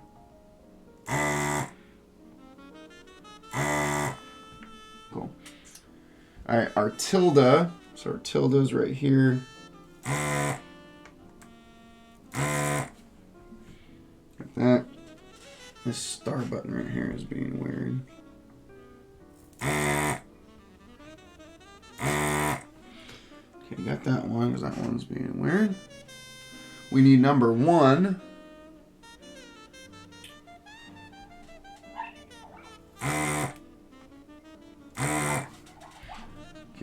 plus minus, those are backspace. Plus minus right here. Cool, that one's done. And then we need to do A and S. So tab A, right. QWERTY, so A and S is right here. Perfect.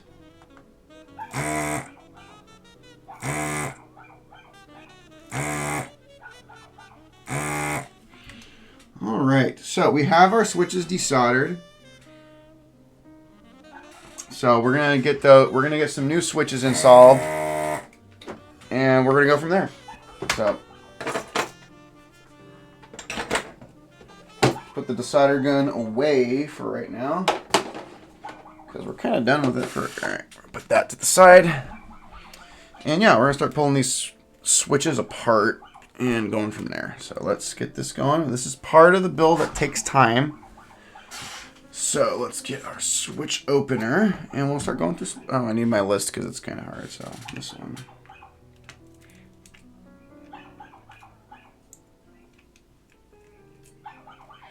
And again, another thing too about these switches, these are older Alps switches with the gray switch plates. So that is kind of cool. Okay, so got those. What other ones we got to do? F1. This one. We have F9 right here. It's going to come out. We also have this one that's coming out. That was kind of inconsistent.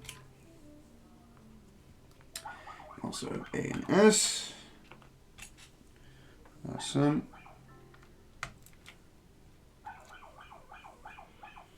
Cool. And then this one on the numpad. Yeah.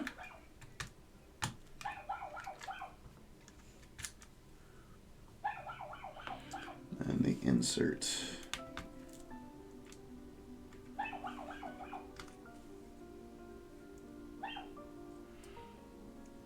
Cool.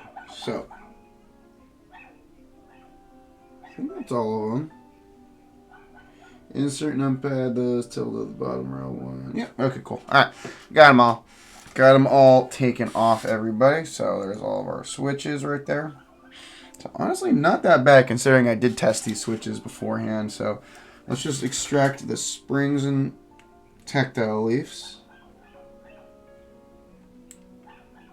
because that's always a fun time.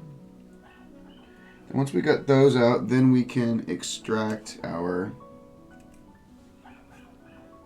Yeah, one thing also too, if you're kind of noticing, one cool feature of Alps switches is you can work on them while they are soldered into the board. Yes, we did desolder these switches, but I would still be able to open these switches up if they were still soldered into the board. So that's one really cool feature that Alps switches had back in the day that, again, that Cherry MX switches do not have.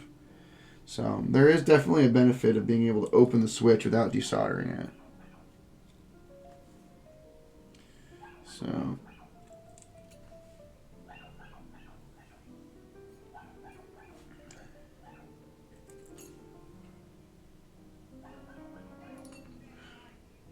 So it's going good. All right. Couple more switches. And then we'll get...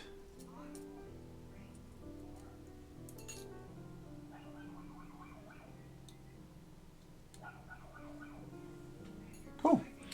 All right, we got those done, and now we got to get these switch plates out. So what I like to do is just wiggle them a little bit, and that gets them nice and loose. Kind of breaks up any tension that they have, because we got to pull these puppies out. So I really want to get these out. All right, cool. Let's start pulling them out. There's 1, 2, 3,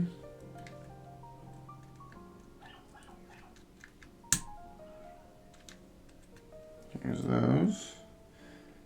F these are.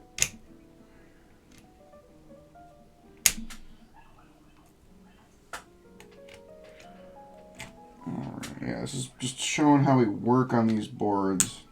So, again, one thing about Alps, they are definitely a lesson in patience. These boards are not quick to work on.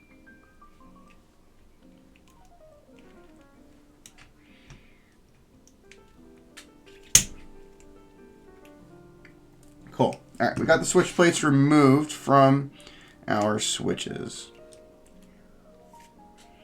So, let's get our supply of gray switches out. Switch plates. Because these are ones that are no bueno. These are faulty switch plates that we're just kind of chuck to the side. We're also going to get our we're going to get these switches assembled. How many switches we got that were bad? 10 switches. That's honestly not that bad. That's actually a pretty good rate on these particular boards, so I am okay with that. Alright, so we're going to get some switch plates. And we're going to get these little buggers back together. So, alright.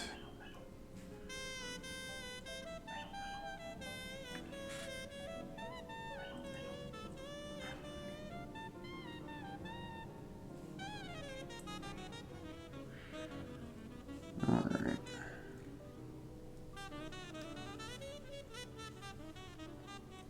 So we're just getting these in there. So we have 10 switches, which is pretty good actually.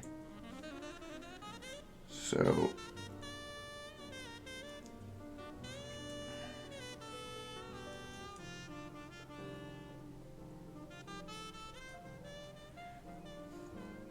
alright. So yeah, we're getting these ones going.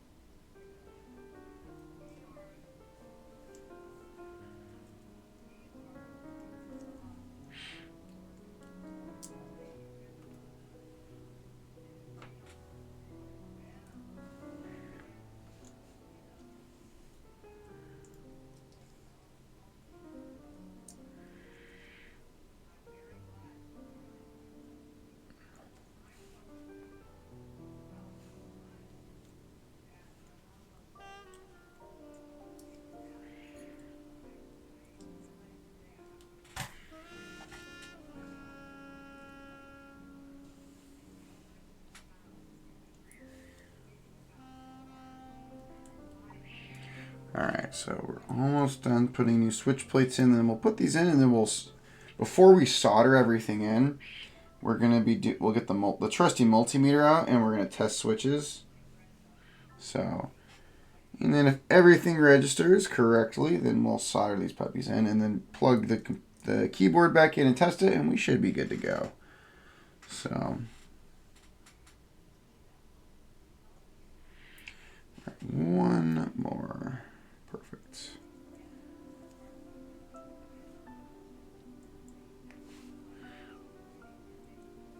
Cool. All right, friends, let's get those going. All right, let's put that to the side. Perfect. All right, we got these in. Oh, I didn't put the tactile leaf in this one. And there we go. Cool. All right. So let's carefully put these back.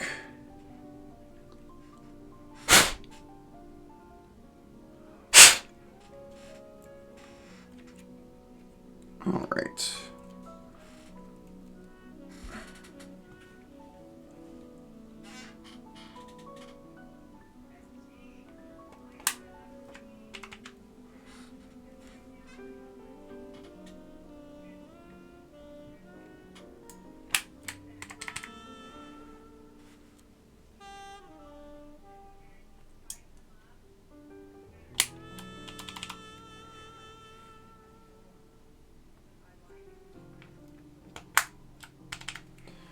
Good times.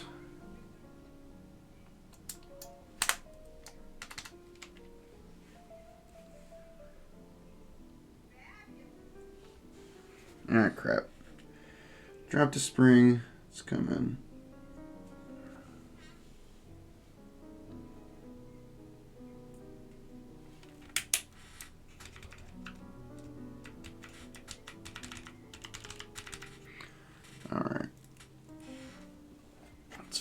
this way.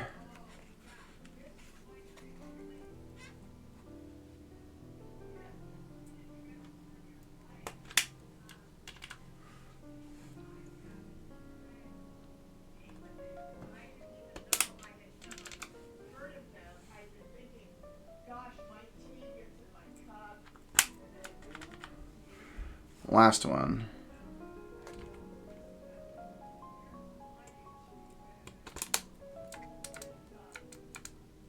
Ah, damn. Didn't get that one in just right. Let's get that one in.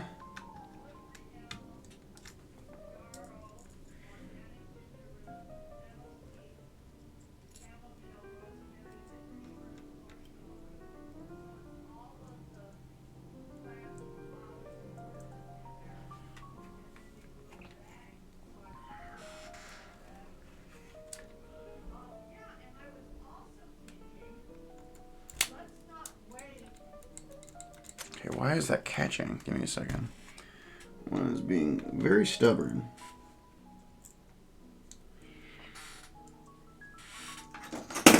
So, yeah, what we do.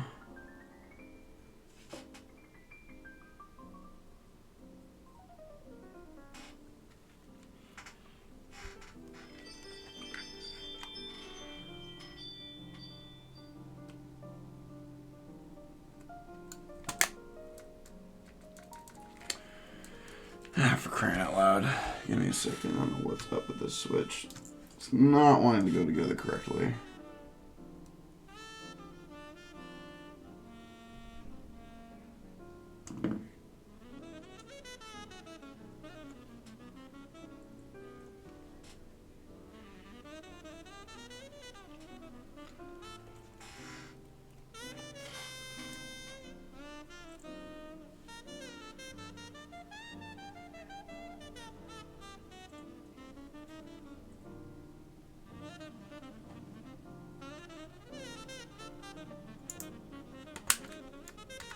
There we go, I got it. Alright, so got those switches reinstalled. We're going to get our multimeter out and we are going to start testing these 10 switches. So that's what we're going to be looking for. So we got our beeper going and we're going to test these puppies. So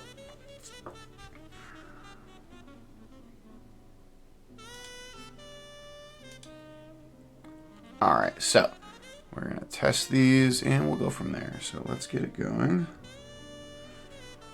Alright, let's go to this number pad one first. So got to grip these pins a certain way, just these terminals.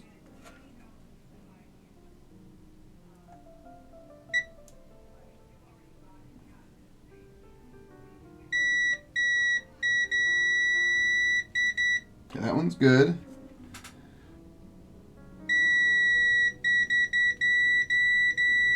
That one's good. Let's go up here. That's good. That one is solid. That one's fantastic.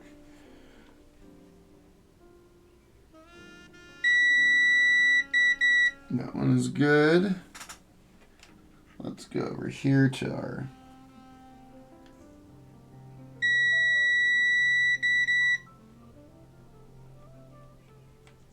that one doesn't register, that's okay. That one doesn't register.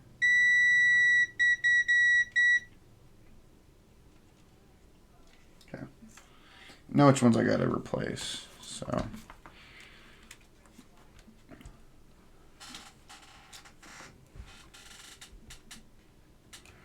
Okay, let's touch that again really quick.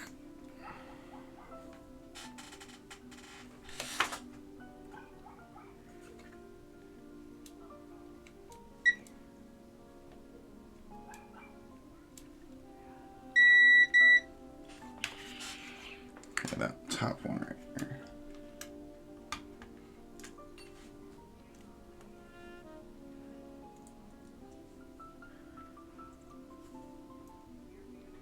Okay, that one, and then let's grab the, let's verify. It's just these two switches. We gotta re-swap in switch plates, which is fine.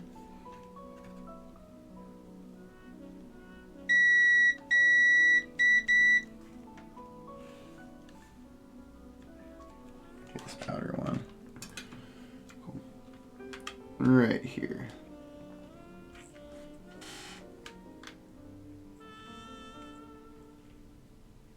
Alright. Grab that. We'll grab this little bugger. And then we'll swap the switch plates. So let's grab a couple switch plates from here.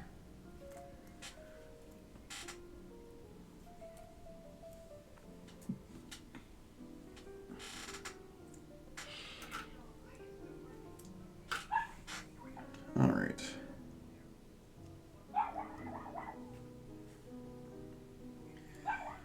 Yeah, so part of the methodology in testing these boards. All right, let's get those. Let's get this flipped over because it's easier to install these switches when they're upside down. That's what I've learned. So, okay, that one's in.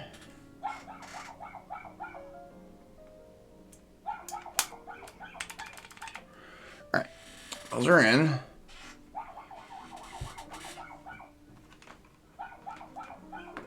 My little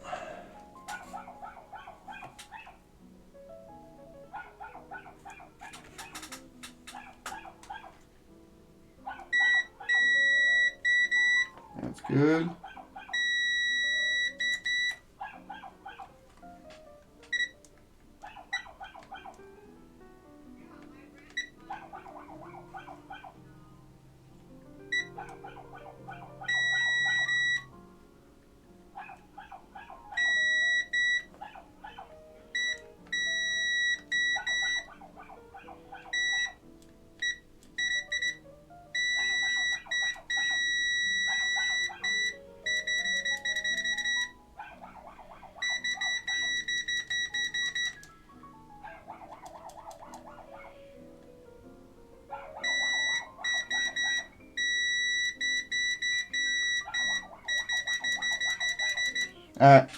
Good enough for me. If we have any additional issues, we will figure it out. All right, let's flip this over. Let's get our solder vent going. And let's fire up the soldering iron. So we're ready to start resoldering these switches. So let's get our solder wick out.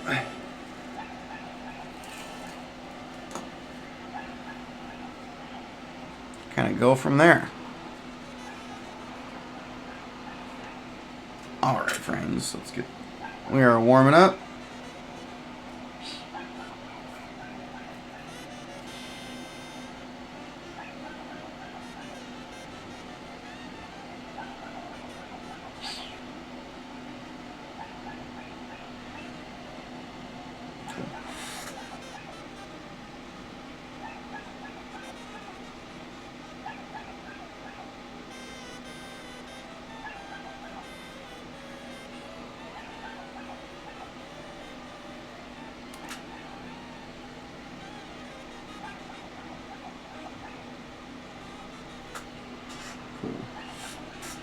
We're good. Let's get this insert going.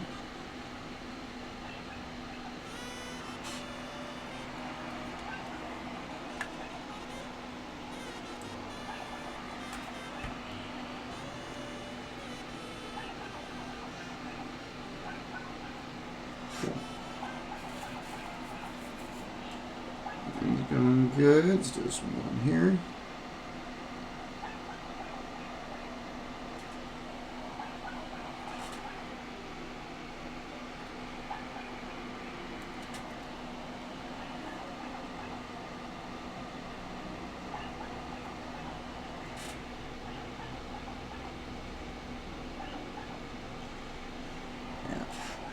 Again, we'll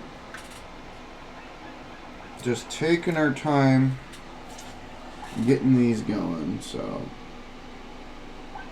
that's the one thing with Alps. Whenever you work on these boards, whether you're converting a modern keyboard or you're restoring a vintage board, just acknowledge it's going to take time and be patient. The board will get done when it gets done. So these are definitely lessons in patience.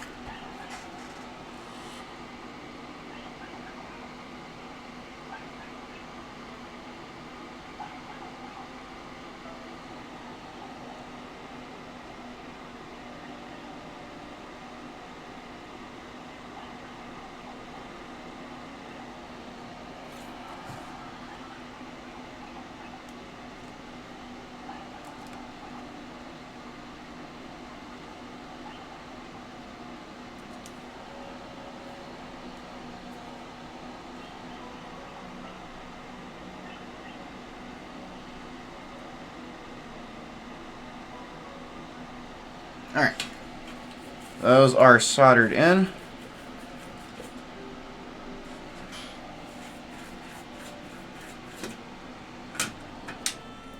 Let's turn that soldering iron off.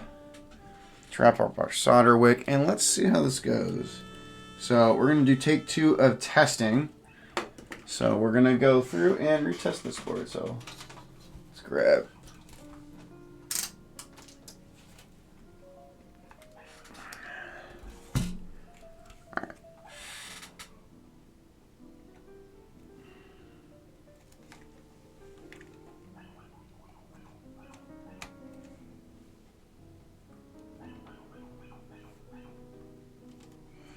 Alright. Let's carefully connect these pins. There we go. Awesome. We got that. Let's grab our converter.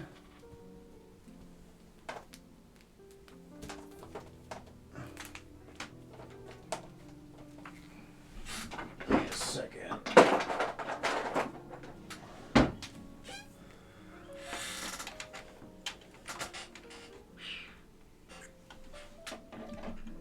Put this in.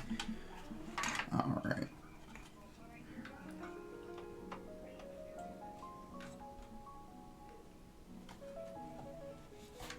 All right. Cool. All right, we are plugged in. Let's get VIA opened up full screen. And here we go. So we're going to reset our switch tester, and we're going to go through and test it.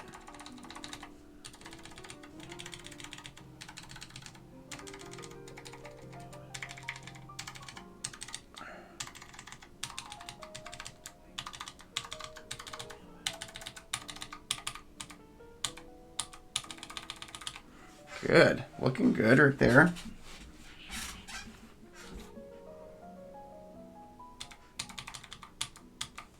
Okay.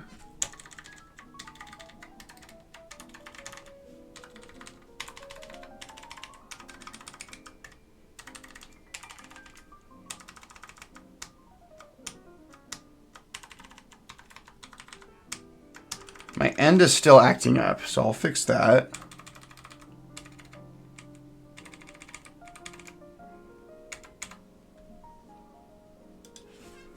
All right, give me a second.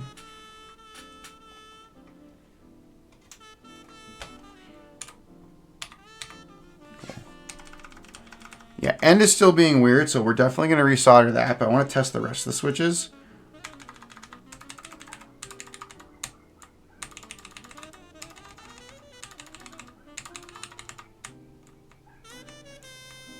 Okay. So we still have some faulty switches. F10 is now being weird, so. All right.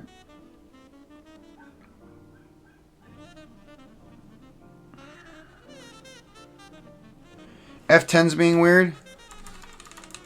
But F9 is good.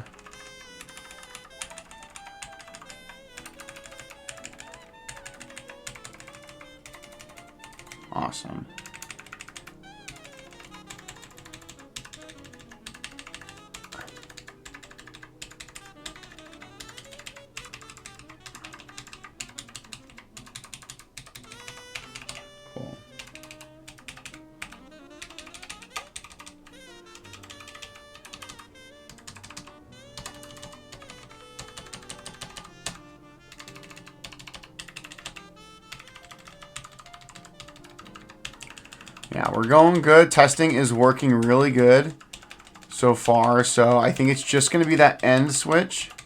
Yeah. Just want to make sure, again, I do, the thing with my vintage boards, I also use them, so I want to make sure that they work flawlessly.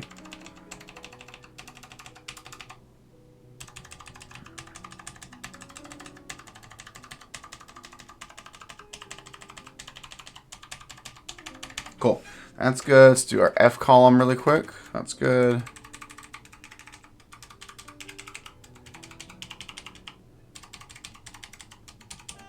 Cool. All right, we just got to swap end out, and I think we'll be good. So let's get that going. Let's get this all unplugged. And we're just going to swap out that end button. And then I think we're going to be good. All right.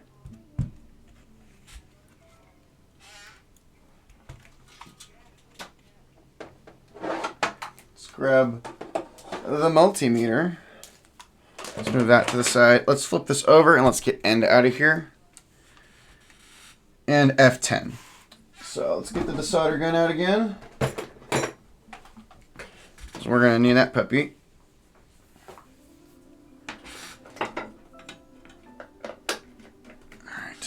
So it's part of the process. So almost there. We got 2 more switches. So we have F10 and then we have our end key. So once we get those done, we should be good to go in terms of installing stabilizers and keycaps and then doing final assembly and seeing how pretty this thing can look. So let's kind of see. Just letting it go. So we're getting close, everybody. So, but yeah, this is, again, like part of the methodology and part of the process that we do when we work with these boards. So, warming up, warming up.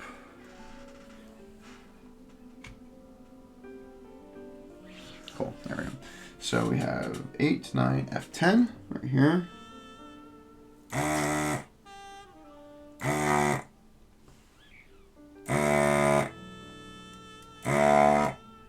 Yeah, crap, we got a clog here. Give me a second.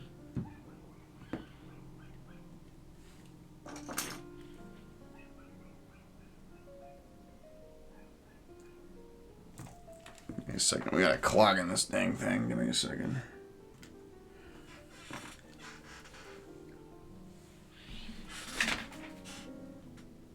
There we go. Cool.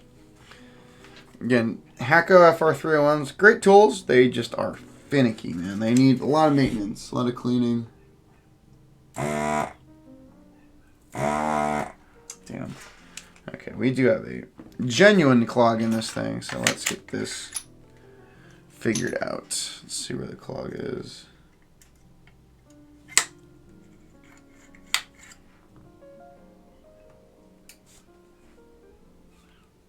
Okay, that's cleared out.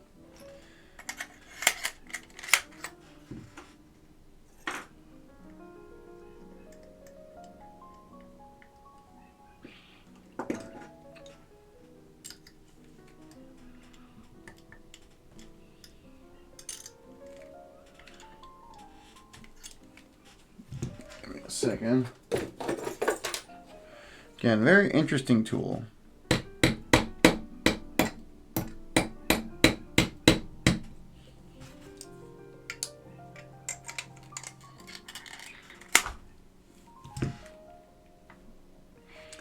Alright, so it's working. So I'm gonna put the PCB off to the side because we gotta work on the Hakko. We gotta do a little bit of surgery on this damn thing. So, Lordy, currently got the drill bit stuck in it, so it's kind of useless right now. So give me a second. We've done this before.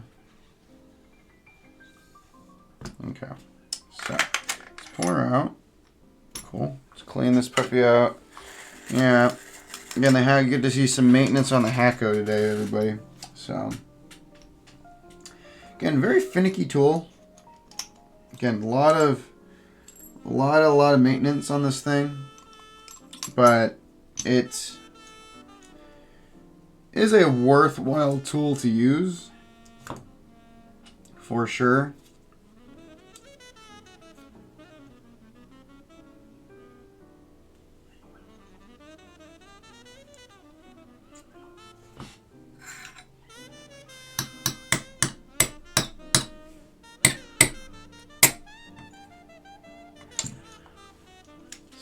So yeah, a lot of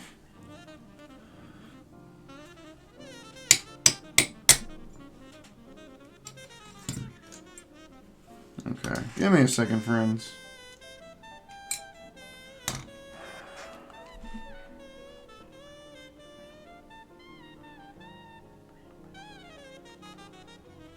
All right, let me see. Yeah, currently in FUBAR right now. Give me a second.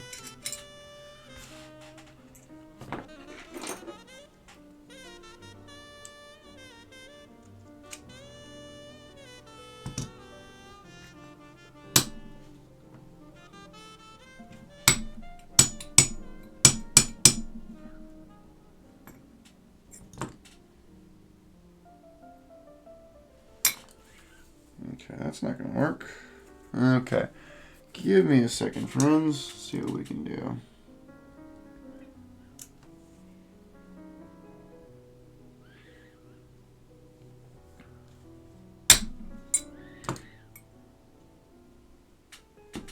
Okay, good. I got this thing on, like, fixed the other night, so we definitely can do it.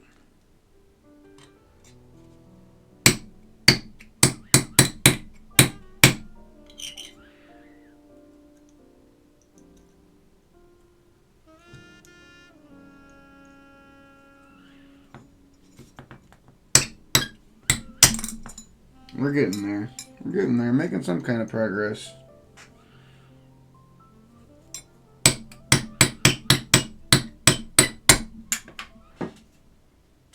Okay.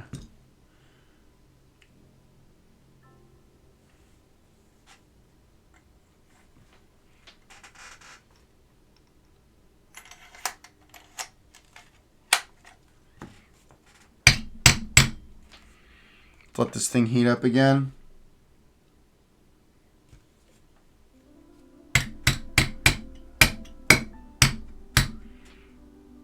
There we go. I think that's how I unscrewed it last time. I had to get it like a good chunk of the way through.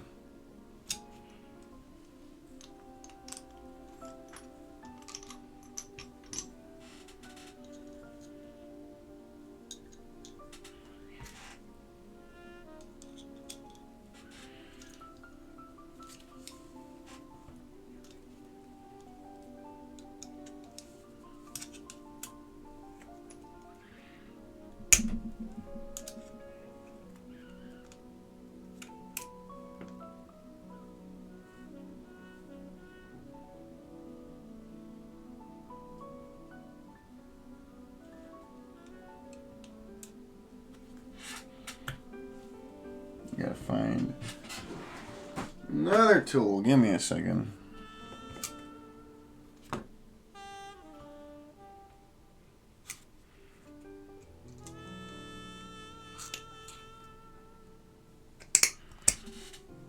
Yeah, this is a fun time, everybody.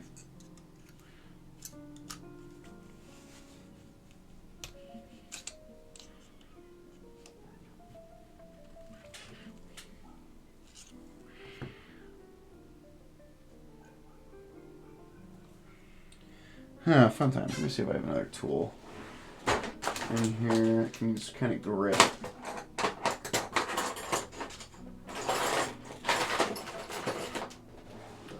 There we go.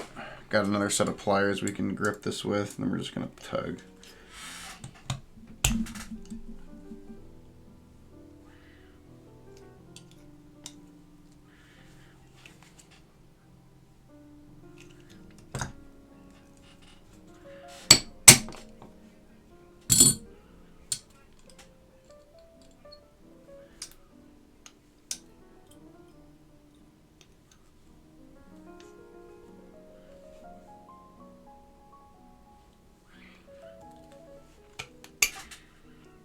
Come on. Okay. Gonna have to probably heat this one up pretty good. So, alright, we're just gonna let this puppy heat up. So, yeah, we're just gonna put a metric truckload of heat through this thing. Yeah, this is the finicky part of these things, so I'm just gonna let this thing heat up. So, it's literally all I can do at this point, really.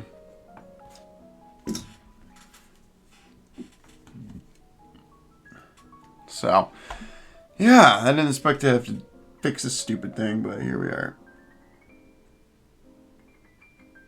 So,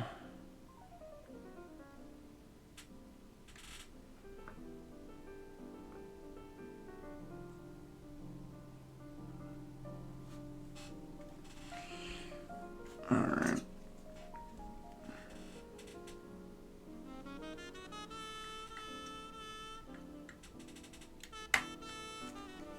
Letting that heat up.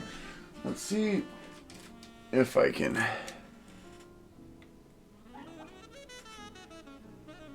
No. I need to get that soldered. Damn it. Alright. Let's see. Alright. I think that should be heated up enough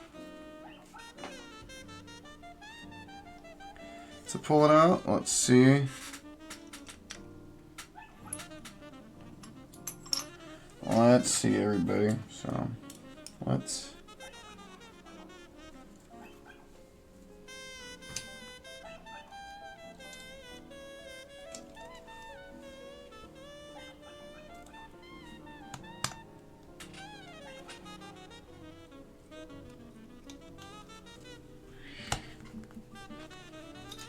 Crap.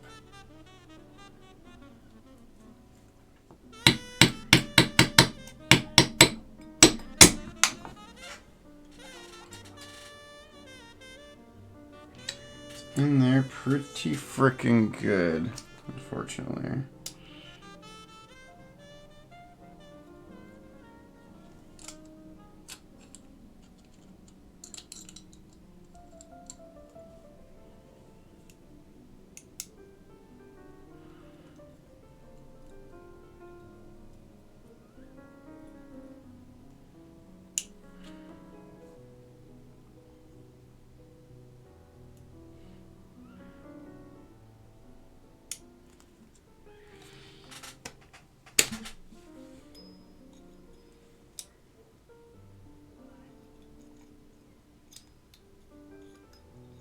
Let's try this.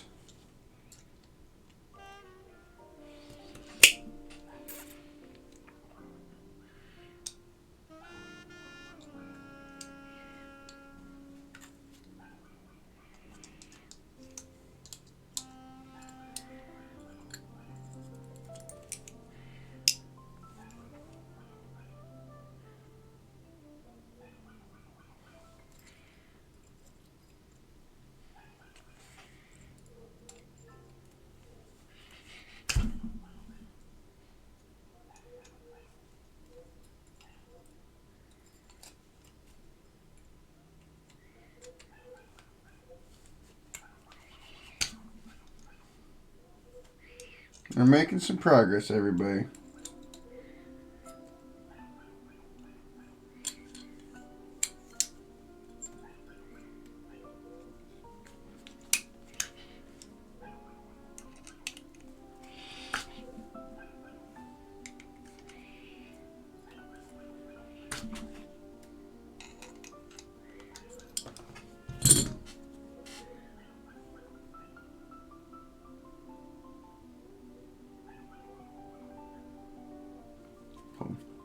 We are making progress.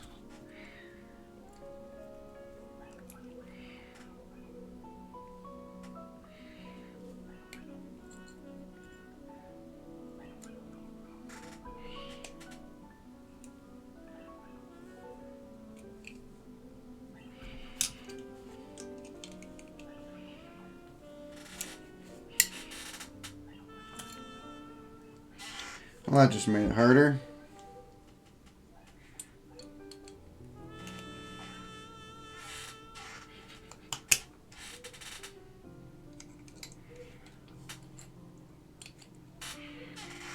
Yeah, y'all get to watch me struggle pulling this damn thing out.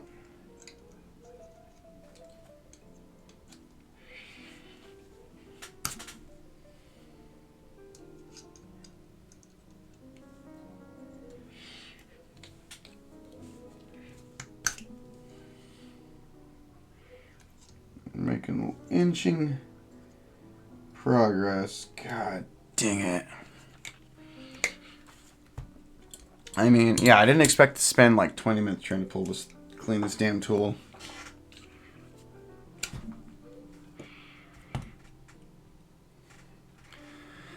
Damn. Yeah, because we can't. Dude, I wish I had an extra nozzle. Note to self, buy an extra nozzle next time, because, yeah, this sucks.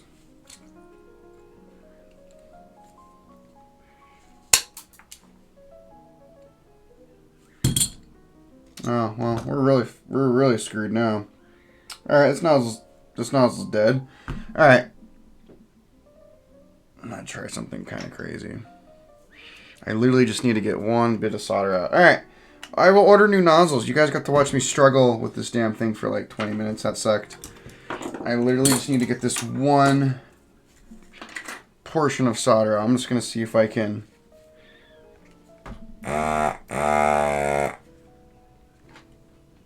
Let's see if I can get this one portion of solder. Yeah, that sucks, man. It's fine. I'm going to see if I can literally just... I'm literally just going to see if I can use this housing.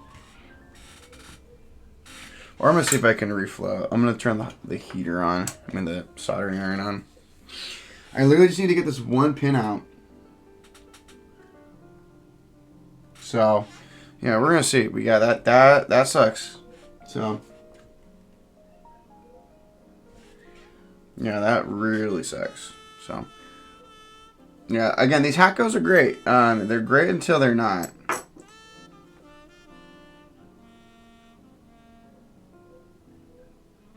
And that's the only thing I'll say about these dumb things.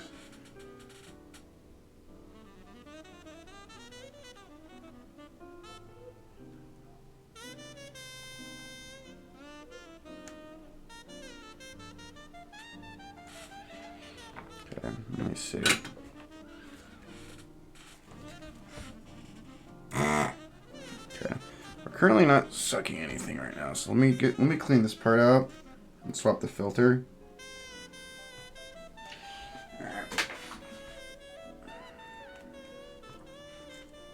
Yeah, swap the filter out, and we should be okay. Let's see. Yeah, that does suck. You get to watch my struggle session with this freaking piece of equipment.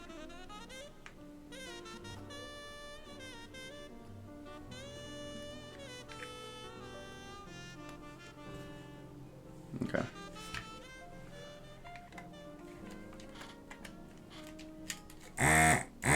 Alright. See if this works. I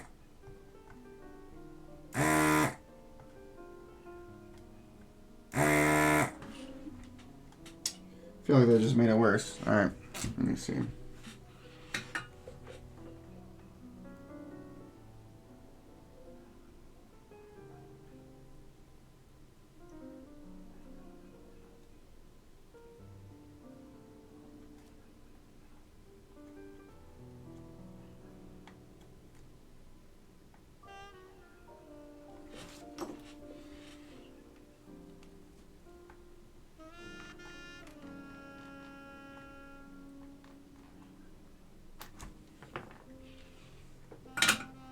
Okay, so let's see what we can do.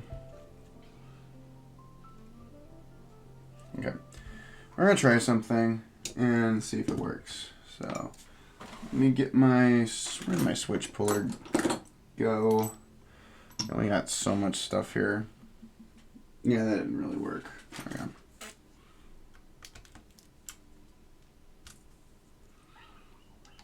we go. Really want to get this one done.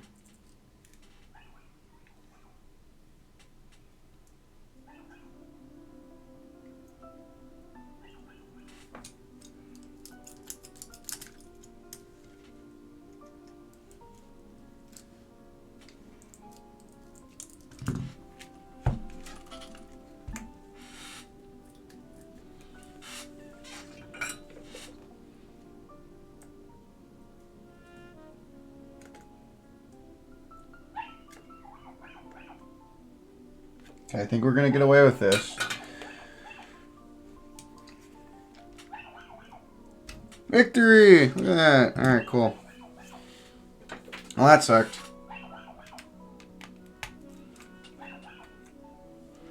So, yeah. Yeah, heck out for 301s are great until they're not. Let's just put it that way.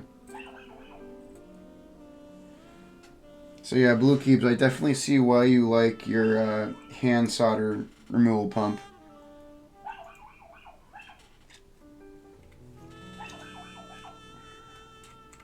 Cool.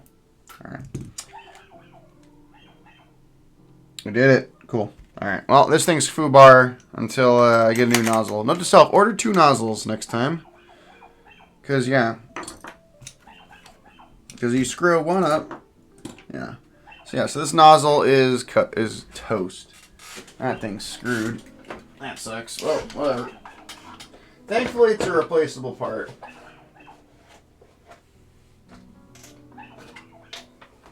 That is the one saving grace of this tool. Get those replaceable parts. Yeah, you're not crazy like me. I'll just put it that way. God, I didn't think I'd spend like 10-15 minutes on stream struggling to fix the Hacko, but here we are, friends. So, good times. Alright, let's get some switch plates, and we'll make sure to thoroughly test those before we put them back in, because we don't really get a second shot at desoldering tonight, so that's the thing. So, alright. Really? Yeah, thankfully I can get those nozzles pretty cheaply on Amazon, so the Hacko still works, it's just I need to get that new part. Cool. Alright. Those are in. Let's test these puppies before we do any kind of resoldering of those 2 switches. And then we'll be good. Yeah. Fun times, everybody. Gotta love Alps, everyone. Gotta love Alps. So, I frickin' love it. All the parts that are headaches.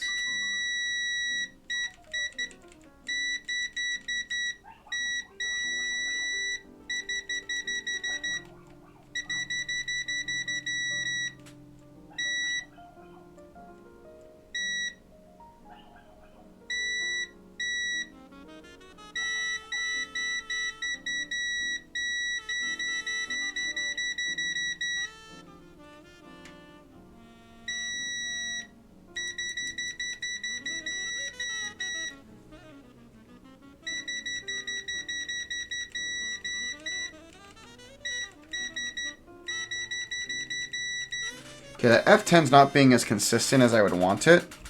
So I'm just going to swap it with another one.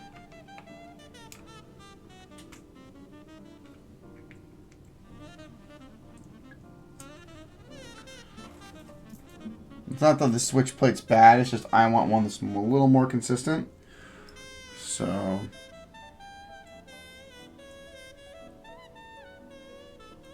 just wasn't giving me what I wanted out of it.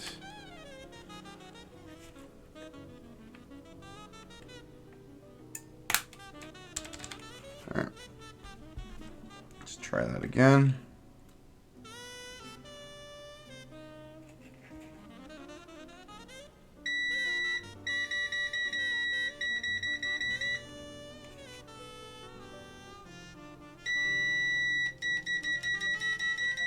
Cool.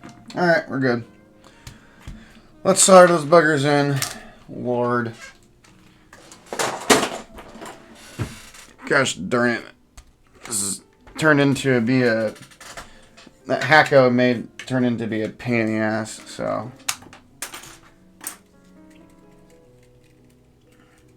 Alright.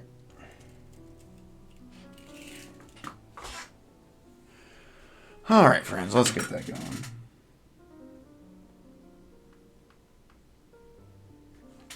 Cool.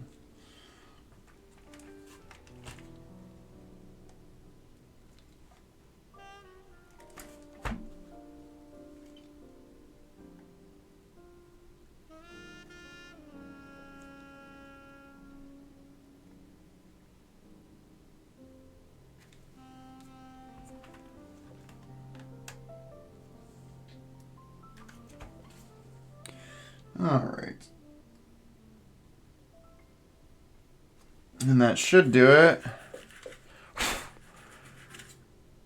Lord.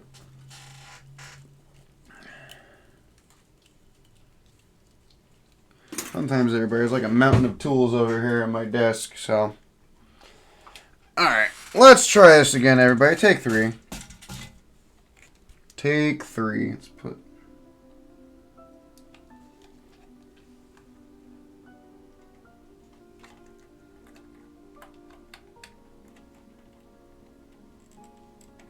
Cool. Alright, let's plug this in.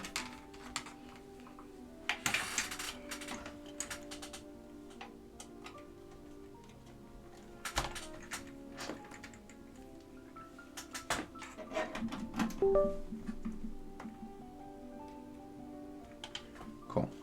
All right, everybody, let's go into VIA really quick, and let's try this again. So we need that end.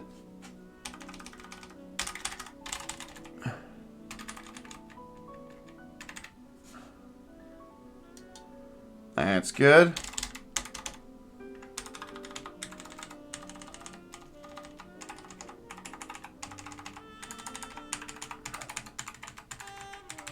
Testing everything, going good.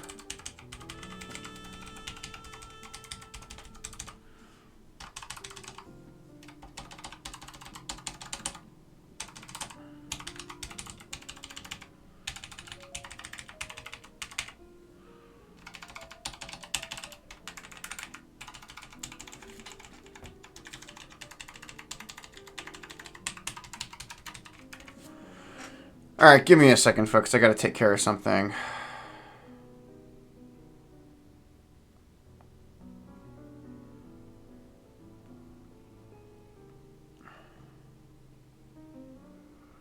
All right.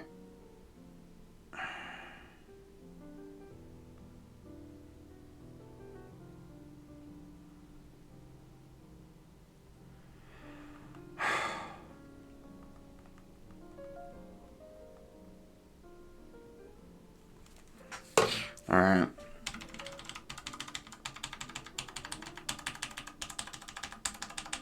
All right. Coming good. We're just testing them, everybody. There we go. There we go. I think we're gonna get the success here we want.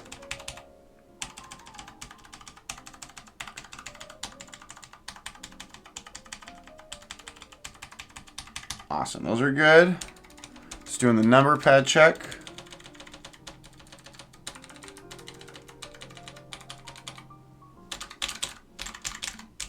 All right, we're good, everybody. We are ready to start working on our stabilizers. So let's get that going. Pull this out carefully. Let's move our case. And, oh, plugged in. Let's put that unplug. Holy cow. I didn't mean to, like, get that all tangled up. There we go, friends. All right, friends. Now we guys got to do stabilizers. That's easy. At least it should be. Let's not jinx it.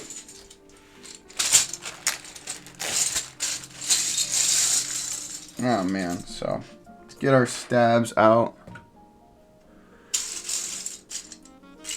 So, we need our big-ass enter. We need our shift.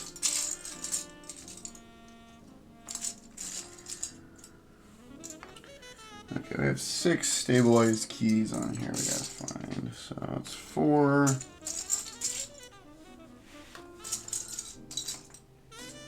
6. Here we go. Alright, again, there's a metric crap load of keys on this. Let's also get our other parts here. There we go. For the Ultra-T. So let's get our wires here. Our clips are already installed on here, which is really nice. So we're going to install our wires. So we're going to install all the clips on here that hold and interface with the keycaps. So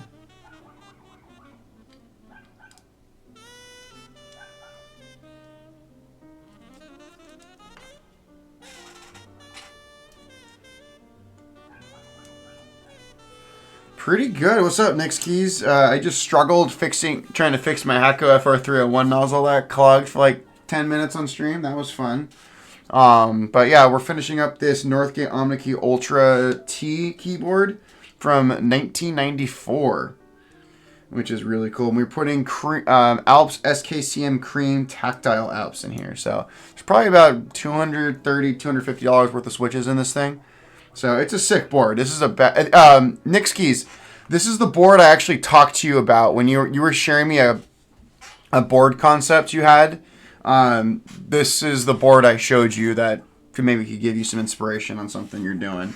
So yeah. So let me look for some. I need to look up some better keycap. Yeah. This is a good board. This is a super sick board. So just want to look for better little clips that interface in here. Yeah, there we go. Alright, we're gonna do some ones that interface a little bit better. Let's see if these interface good. No, these are crap. Alright. Let's get some new ones. Oh yeah, dude. And again, Nick's Keys. This particular board that we're restoring, when you get close, when you're, I would love to send this board to you on loan as part of your R&D, dude, just to be able to try a board that had this like type of layout back in the day. It would be my honor and pleasure to be able to send you this board for you to like kind of like try out. And you guys really get to see a kind of one of the rare types of Alps switches. This is a really sick board. And heck, if you like it, I'd be happy to track one down and restore one for you. So yeah, we're just putting the clips that I had for this one are not the greatest, so we want ones that are a little bit more of a tight fit for this. So yeah, we're just gonna do it. Yeah, dude, my pleasure, dude. I love it. It's a good time. But yeah, and also the giveaway's been going pretty well for this the transition light up here. So I'm really looking forward to see who wins it, because that's gonna be such a fun little board for whoever gets it. So we're just putting these retaining clips on the bottom here. The ones I had weren't that great, so they're super loose on the bottom of the keycap. So we're just putting in some new ones that are a little more secure. There we go. And then these ones I think are, yeah, we'll find some new ones for these. All these are kind of crap. Oh, there we go. Boom. Boom diggity. Alright. Yeah, but it should be good. Yeah, dude, it's a fun time. Like, again, like I said, like I've said this in some of my earlier streams that I started when I did last year. Like, I've been into the hobby for I'd say a little over 2 years, and I only ever started doing the content creation side stuff just because people said, like, you might as well do it. You have some cool stuff and you buy cool stuff. So I said, cool. Like, I'm just here to like spread the love of metal rectangles in this hobby and to help educate people on maybe building their own board or getting into Alps or vintage stuff. I'm not doing this for monetization. I'm not doing it. I don't care about how many subscriber counts I have or whatever views. I'm just doing this to put information out there, and it's been kind of cool. Like, I've had some people reach out to me and say, like, hey, like, your like stream helped me build the build I want, or kind of inspire me to get something that I really wanted. So yeah, it's a really good time. So like, I just do this because it's fun. And again, I don't ever like, I would never like, and some people have asked me, would you ever like keep grinding at like the keyboard stuff to make it your day job? I'm like, absolutely not. Like, in my day job, I am a middle school teacher, and I like my day job. I like dealing with crazy teenagers every single day. Fun fact, some of my kids might even be on here watching. Who knows? Sometimes they pop in, but like, I enjoy my day job. I do this for fun. I don't want this to be my job. So like, I very much enjoy what I do professionally. So yeah, we're just kind of here for the ride and just to have fun with keyboards and whatnot. So, but yeah, if you look on we'll upload the VOD later tonight. But yeah, at some point in the VOD, it's gonna be I hope someone on the internet gets a laugh out of me struggling to fix a Hakko for like 10 minutes. I learned my lesson there. Next time I order Hakko nozzles and Hakko parts, I'm ordering multiples of each part, so that doesn't happen again. So when a part's busted, I can just leave it busted and not try to fix it. So we are putting stabilizer stuff on here. But yeah, this is a really sick board. We are going to get our... Now I'm going to use the other 205G0 on this one. But yeah, this is a really sick board. And again, this is part of my Northgate Omnikey project. I have 7 of these particular keyboards. They're different models and they have different layouts. And the kind of the goal of the project is to have every single one installed with different switches. Like the one we built the other day has amber Alps. I built this one the other night. I built it off stream because I just wanted to get it done. Has green linear. This is a linear build. So there's 7 of them, but there's a total of 10 of them, and I'm missing the last 3 of them, and those are just a little bit harder to track down because of their rarity.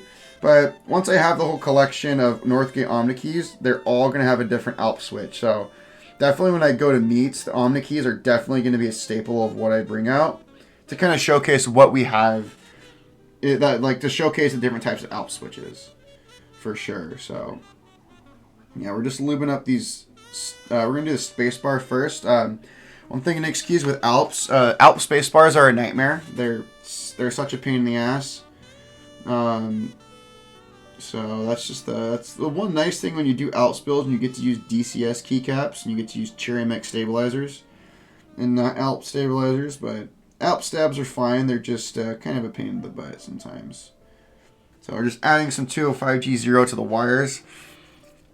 Yeah, dude, it'll be sick. I can't wait, dude. It's gonna be again when that project is ready, dude. Especially, definitely looking forward to working on some of your stuff and building your stuff in a way that the average normal person wouldn't do. Or let me put it this way: a sane person would do. Like I'm crazy and I want to put Alps in everything. Like, I have it this way with modern keyboards. If a modern keyboard can be converted to Alps, I'm converting it to Alps. Like, especially if it's going to be especially if I'm going to get my hands on it for, like, review or, like, to add it to the personal collection. Yeah, dude. It'll be good. And like I said, dude, like, I don't want to keep your stuff. So, like, that board is definitely going to go back your way once we're done, like, doing crazy stuff to it. But yeah, so it's cool, because, like, that's kind of my thing. I like looking at the boards, and again, if someone's gracious enough to let me keep something cool, like Chester sent me a Secret 65 for review, and I asked Chester, hey, I'm ready to send it back. He said, no, dude, that's yours to keep. I'm like, oh, cool. Like, that's another thing, too. I know some people want to get into the social media space, like, oh, send me free keyboards. I'm like, I don't want to do that. Like, it's cool if a creator is, like, gracious enough to, like, spare a unit and, like, send it my way and let me promote it and in the end let me keep it, but, like, I always make it very clear to people I work with, like, if, like, I'm happy to have the board sent out to me, let me make some of the content, do some builds with it, and then I'm more than happy to send it back. I make that very clear, because, again, I know sometimes, like, especially if I'm having a prototype sent to me, I know what it takes to design the boards and how expensive it can be, and I know those prototypes are not cheap. So that's why I'm always just kind of transparent with creators. Like, hey, dude, like, I'm happy. I'm not going into this with the intention of getting free shit from you. This is just a project I believe in, and I want to help support it in any small way that I can. Am I as big as, like, an Alex Odos? Absolutely not. Like, or like a Captain Sterling? No, but, like, I also am a believer, like, word of mouth goes a long way, and if there's a project you genuinely believe in this hobby, support that project. So that's kind of my 2 cents on, like, just, like, supporting projects and things like that with people. And it's cool seeing, like, smaller design studios doing really interesting things with their designs. Like, Nick's Keys, you guys, Chester at Keybay Tech, are doing awesome stuff. So then it's nice supporting people like that in the hobby. So, all right, let's get that the big ass ender is the other one that's kind of a pain in the ass, but we got the big ass enter in, so that's good. So, there we go.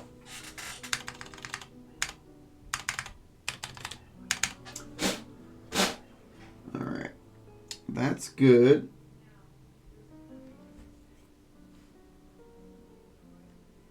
Alright, cool. Got the big ass enter on. We're almost there. Oh, dude, honestly, like, it's fine. Like, dude, absolutely. Like I said, like, and especially, like, with like, Keybay Tech, like, I'll just use Chester as an example. Keybay Tech, I know usually on like a very just kind of tight. The finances are tight with the projects that they run. That's just, and again, that's most people who run projects in the hobby. And like I said, I'm not here to overstep my boundaries with different design studios and people who I want to work with. I just make that very clear up front that like, hey, like I'm not doing this. Again, most people want to get this because they want free keyboards. And I'm like, I'm not about that. Like I know most of the keyboards that are run by a lot of these smaller design studios, like Nick's, like you guys, or Keybay Tech, or heck, even Geon, or like Singa. Like these are passion projects, and they're labors of love to do all the R&D, do all the CAD work and 3D design and whatnot. So like, I'm not here to try and take away from that. I just want to here to help promote the project, and again, have people get the word out. Because another thing too with projects, I like the stuff I've taken a look at. Like I got to take a look at the BP1 prototypes, the ETAR 87, and then of course the Secret 65. I would not have said yes to those projects or reached out if those weren't projects I would have bought with my own money. That's another thing too. Like I'm not gonna promote a board that I wouldn't purchase myself.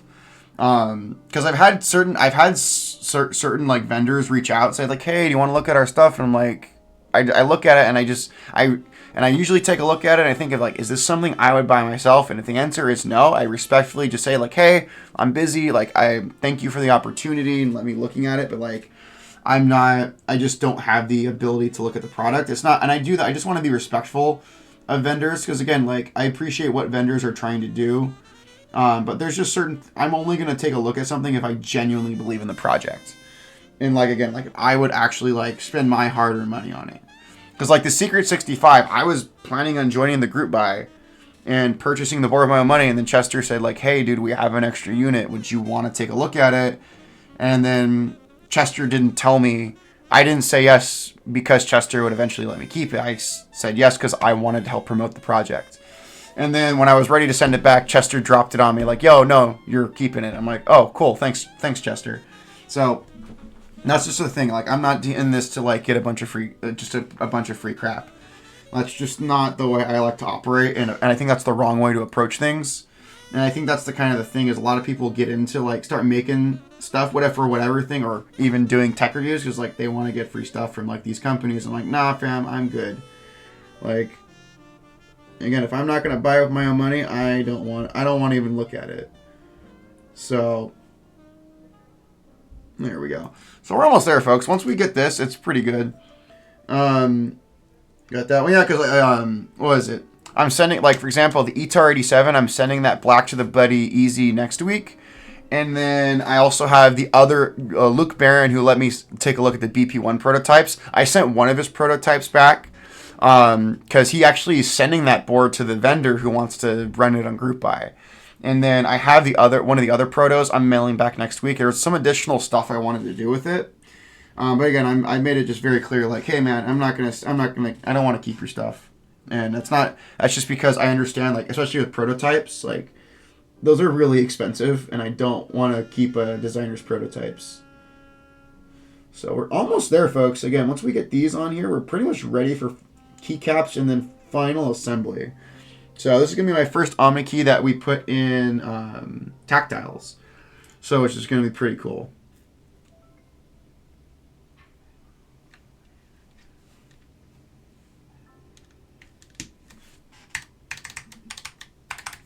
Cool. Awesome. All right, we're good there. All right, cool. Got those in, which is awesome. Now we're going to start doing final assembly. I'm going to clean up a bunch of crap here. Give me a second. I'm going to clean off my workspace because it's kind of messy. And I had to like pull out a bunch of tools to try and fix my Omnikey, which was not fun. It was not successful, but it's okay. So let me just dump a lot of this crap in here.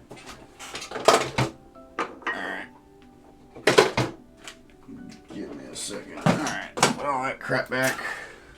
Dump all it. Give me a second. Cool. Alright, let's put my keycap puller away too. Did I throw that in there? Yeah. And then all these switch plates are dead. Let's toss those. Alright, cool. Alright, everybody. Now we can start doing keycaps. I may have to look at a diagram of this board. It's been a minute since I've had this board together. So, because I know these Omnikeys kind of have weird layouts and whatnot. So, let's get them going. So, alright, friends, let's do it. Alright, so, let's put our caps lock on. I'm putting the keycaps on outside of the case because it takes a lot of force to push these down. I don't want to put unnecessary pressure on the PCB. So that's why we are putting these on outside of the case. So yeah, and also one thing about this board is ridiculously yellowed, especially with the keycaps. Once we get more of the keycaps on, you will see how yellowed it is. And yellowing is very much a vibe. Some people don't like it. I freaking love it. Like, it's just part of, like, the retro aesthetic of these older keyboards. I definitely love some yellowing on my keyboards, especially my vintage ones, so. But yeah, some of these yellow keycaps, ooh, yellowing is awesome. So, yeah, we're getting these going, so we're going to put our pause up here. Perfect.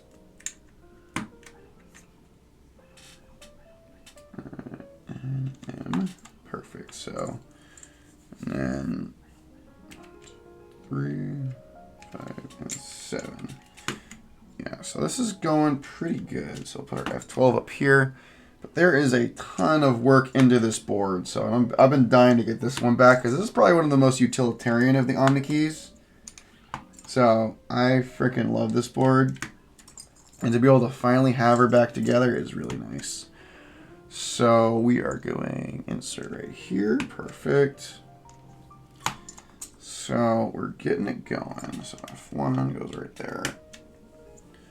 Do F7. Get our 7 right there. Oops.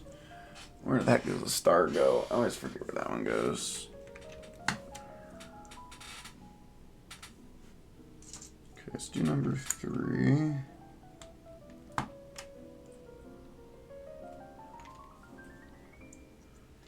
Let's put our 5 here. Yeah, we are getting it going, so. Oh, this is going to sound so good.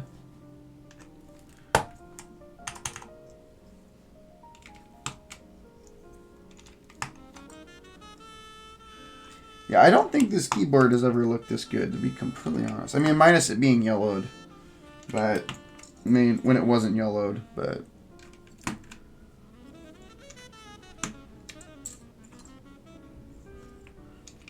But yeah, we're looking pretty good.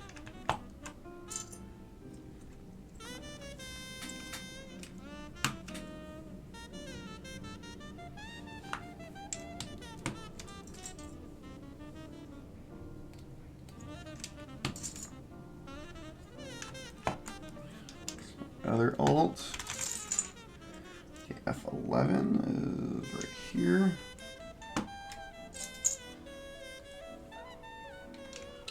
Yeah, these are going pretty good. And then that equals goes above enter. And that minus goes right here.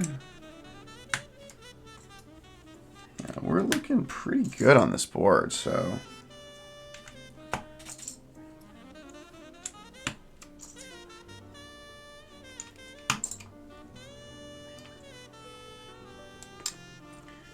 We are looking super sick. Yeah, this is going to be really awesome. I am hyped to have this board back together finally. And we'll showcase it next to the other Omnikeys that we have together so far. So we're getting close to having the whole family of Omnikeys back together.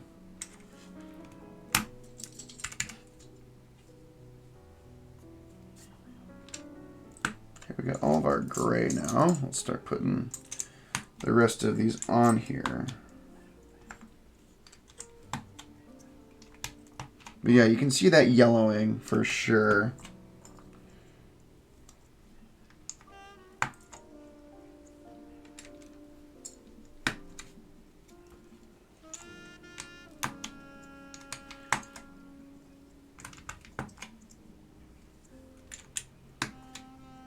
Yeah, this board is definitely a vibe.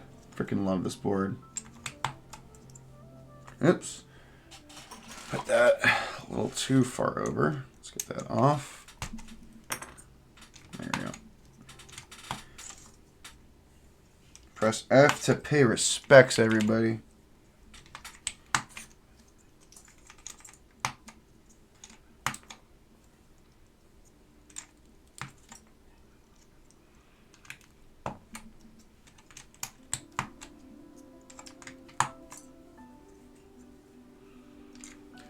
I've been on here for a good while, which is pretty good.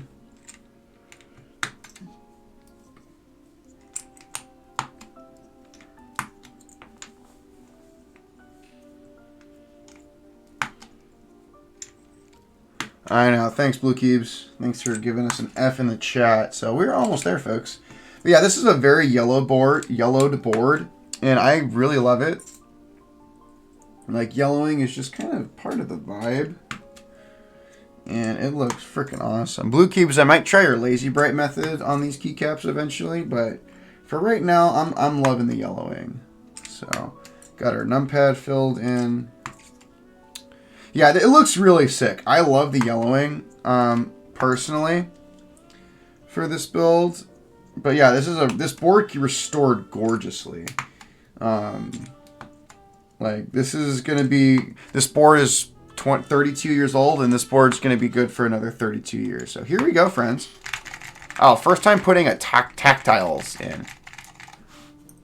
That is sick. All right, let's get the case, and let's get this thing mounted, and then properly reassembled.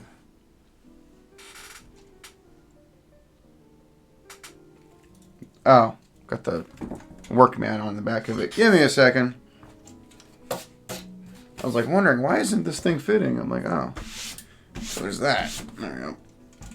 Yeah, one thing about Omnikeys too, that's just really cool about their construction, is the bottom case is made out of this really thick steel. This thing weighs like 800 grams.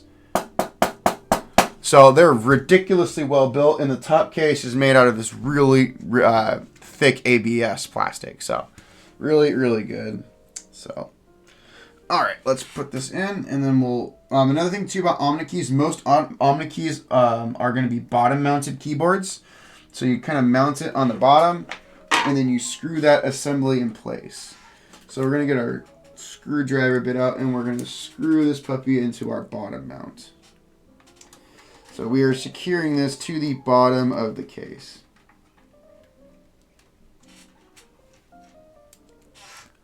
So...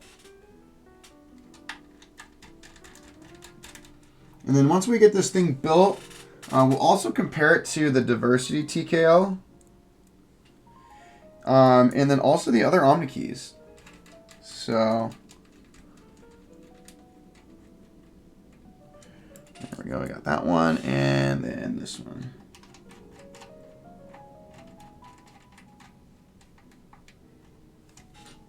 Cool. All right, we are bottom mounted. We're going to plug in our cable. There we go, friends. But look at that. Ah, it sounds like an old school keyboard. And then we're going to stick our top case on to give it its final look. Look at that, everybody. Look at that beauty. All right, let's get this bottom case screwed on. And then we'll kind of go from there.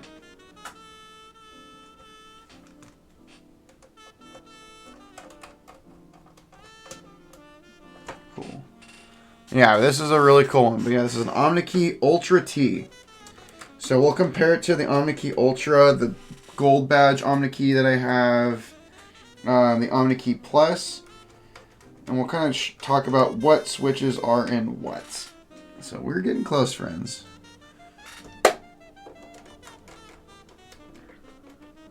yeah, these are definitely, Northgate Omnikeys are definitely the best vintage Alps boards I think that were ever produced. These things are like the Cadillacs of Alps keyboards for sure.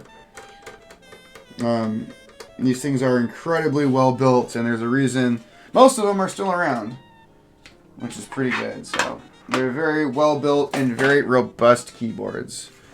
Let me put this mat away, and we're good. We'll get going. Let's flip her over, and we'll check it out. But here we go, friends. here is our Northgate Omnikey Ultra-T. So this is a gorgeous, gorgeous keyboard. This is built with Alps SKCM Cream switches. These are early tactile switches from the Alps family of switches. So it is very, very yellowed. There's a lot of yellowing on this particular keyboard. And I love it. I love how yellow this thing is. Let's see how they sound, really.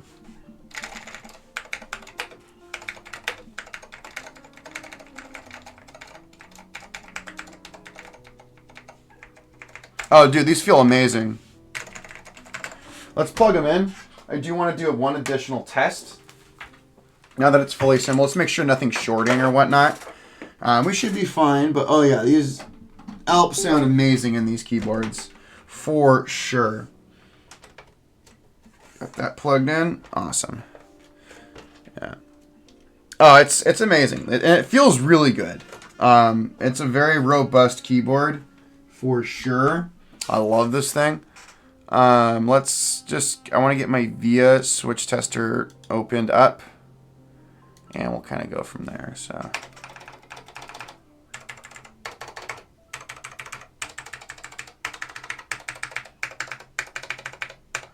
Lock lights are working.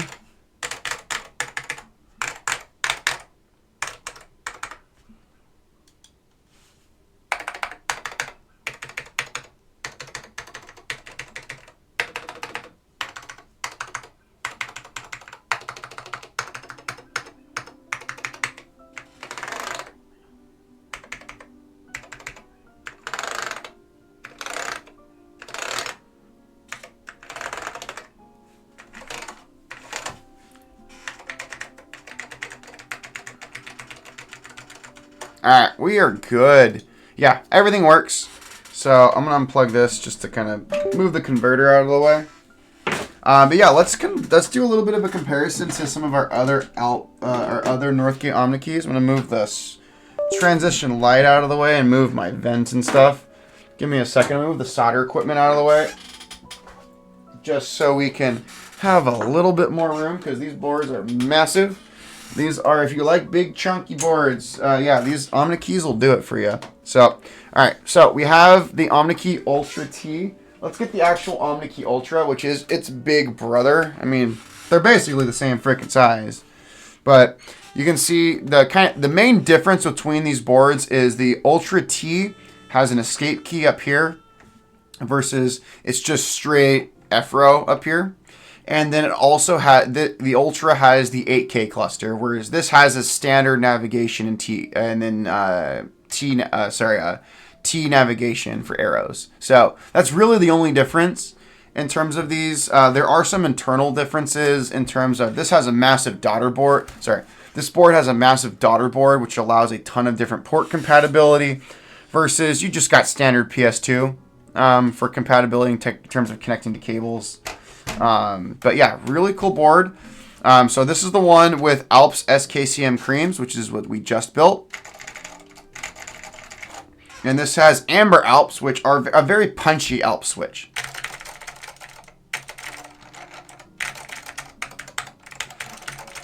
I'll be completely honest. This is kind of the Ultra-T. I'll be completely honest. I'm not a big fan of Ambers. I just wanted to put Ambers in this board because Ambers actually kind of tire my fingers out. They're at 80-gram spring actuation force, so they're pretty freaking heavy for what they are. So just as an FYI on that. So really cool. So we have the Ultra. Let's put the Ultra to the side for right now, because I do want to showcase this next to the Omnikey Plus. So this is an Omnikey Plus. This is another one of the older Northgate Omnikeys. This board is from 1989. I have linear Alps in this one. So these are linear green Alps.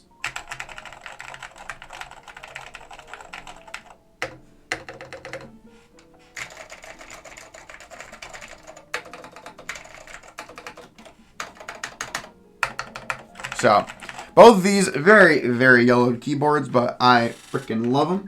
They're awesome. Beautiful, beautiful boards. So came out really, really nice. And then the other Omnikey that we have together is going to be our gold badge Omnikey. So with the bolt, and this is by far my favorite of the Omnikeys. Oh, dude, the greens sound amazing in an Omnikey. Like, blue cubes, if you're going to build an Omnikey, I would do greens, dude. They're amazing. They sound so friggin' good. So, we have the Blue Alps, and again, Blue Alps, in my humble opinion, are the best Alp switch.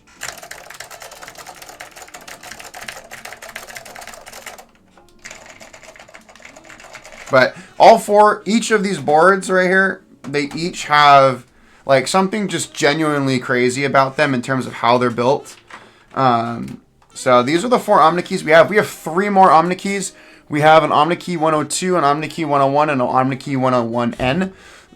Over the night, I still got to work on the switches. So for the 101, the Omnikey 101, we're putting orange Alps.